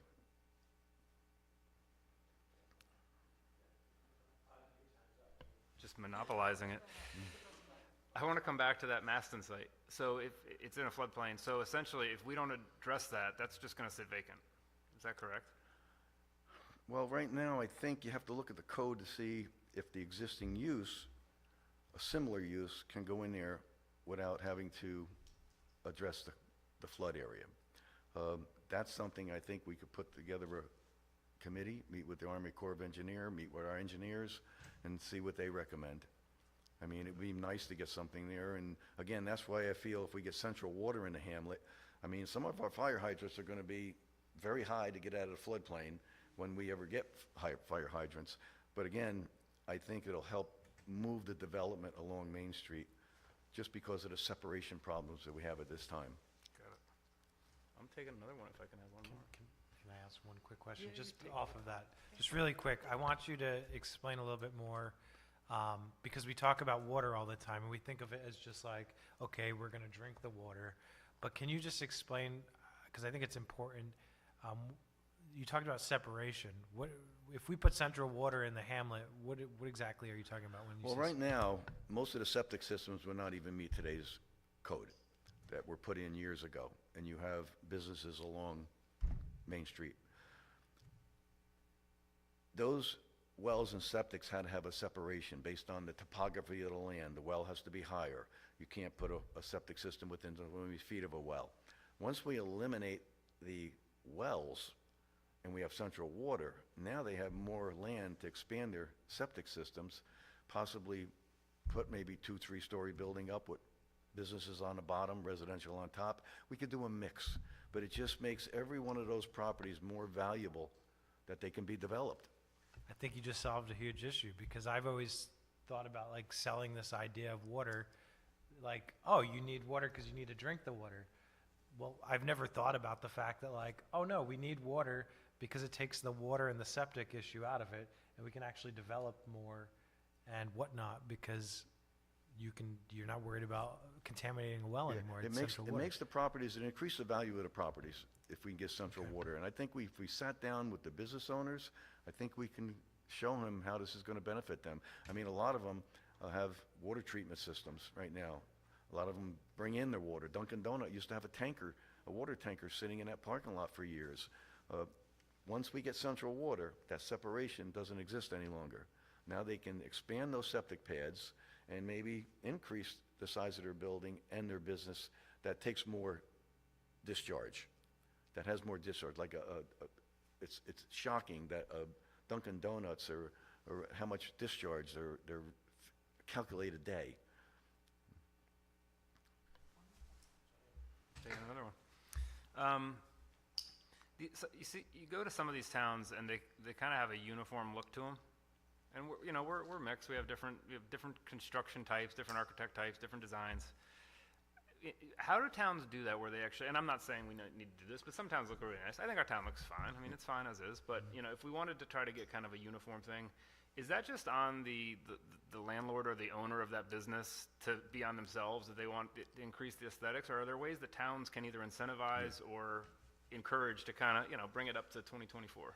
That's a good question. And what I've seen other towns do, a lot of towns have an architectural committee. So when you're going to do a renovation on a project, sometimes, they look at the structure, how it fits in with the surrounding structures, the colors. I'm not saying they're going to dictate everything you do, but they have architectural review committees, and I think that's something we should seriously talk about in town. So do you have to wait for them to do kind of a remodel? Because obviously if I'm a business owner, it's like, well, I have a problem running my business. I don't need you to come tell me what I need to put on the facade. But like, do you have to wait for that? Because, they're trying to run a business. They don't, how do you do that? Yeah, I don't see where you can go to a business owner now and tell them we want to change your building. You don't But punish them. again, if we bring central water in, Right. you will see buildings maybe come down or added onto or renovations, and that's the time to do it.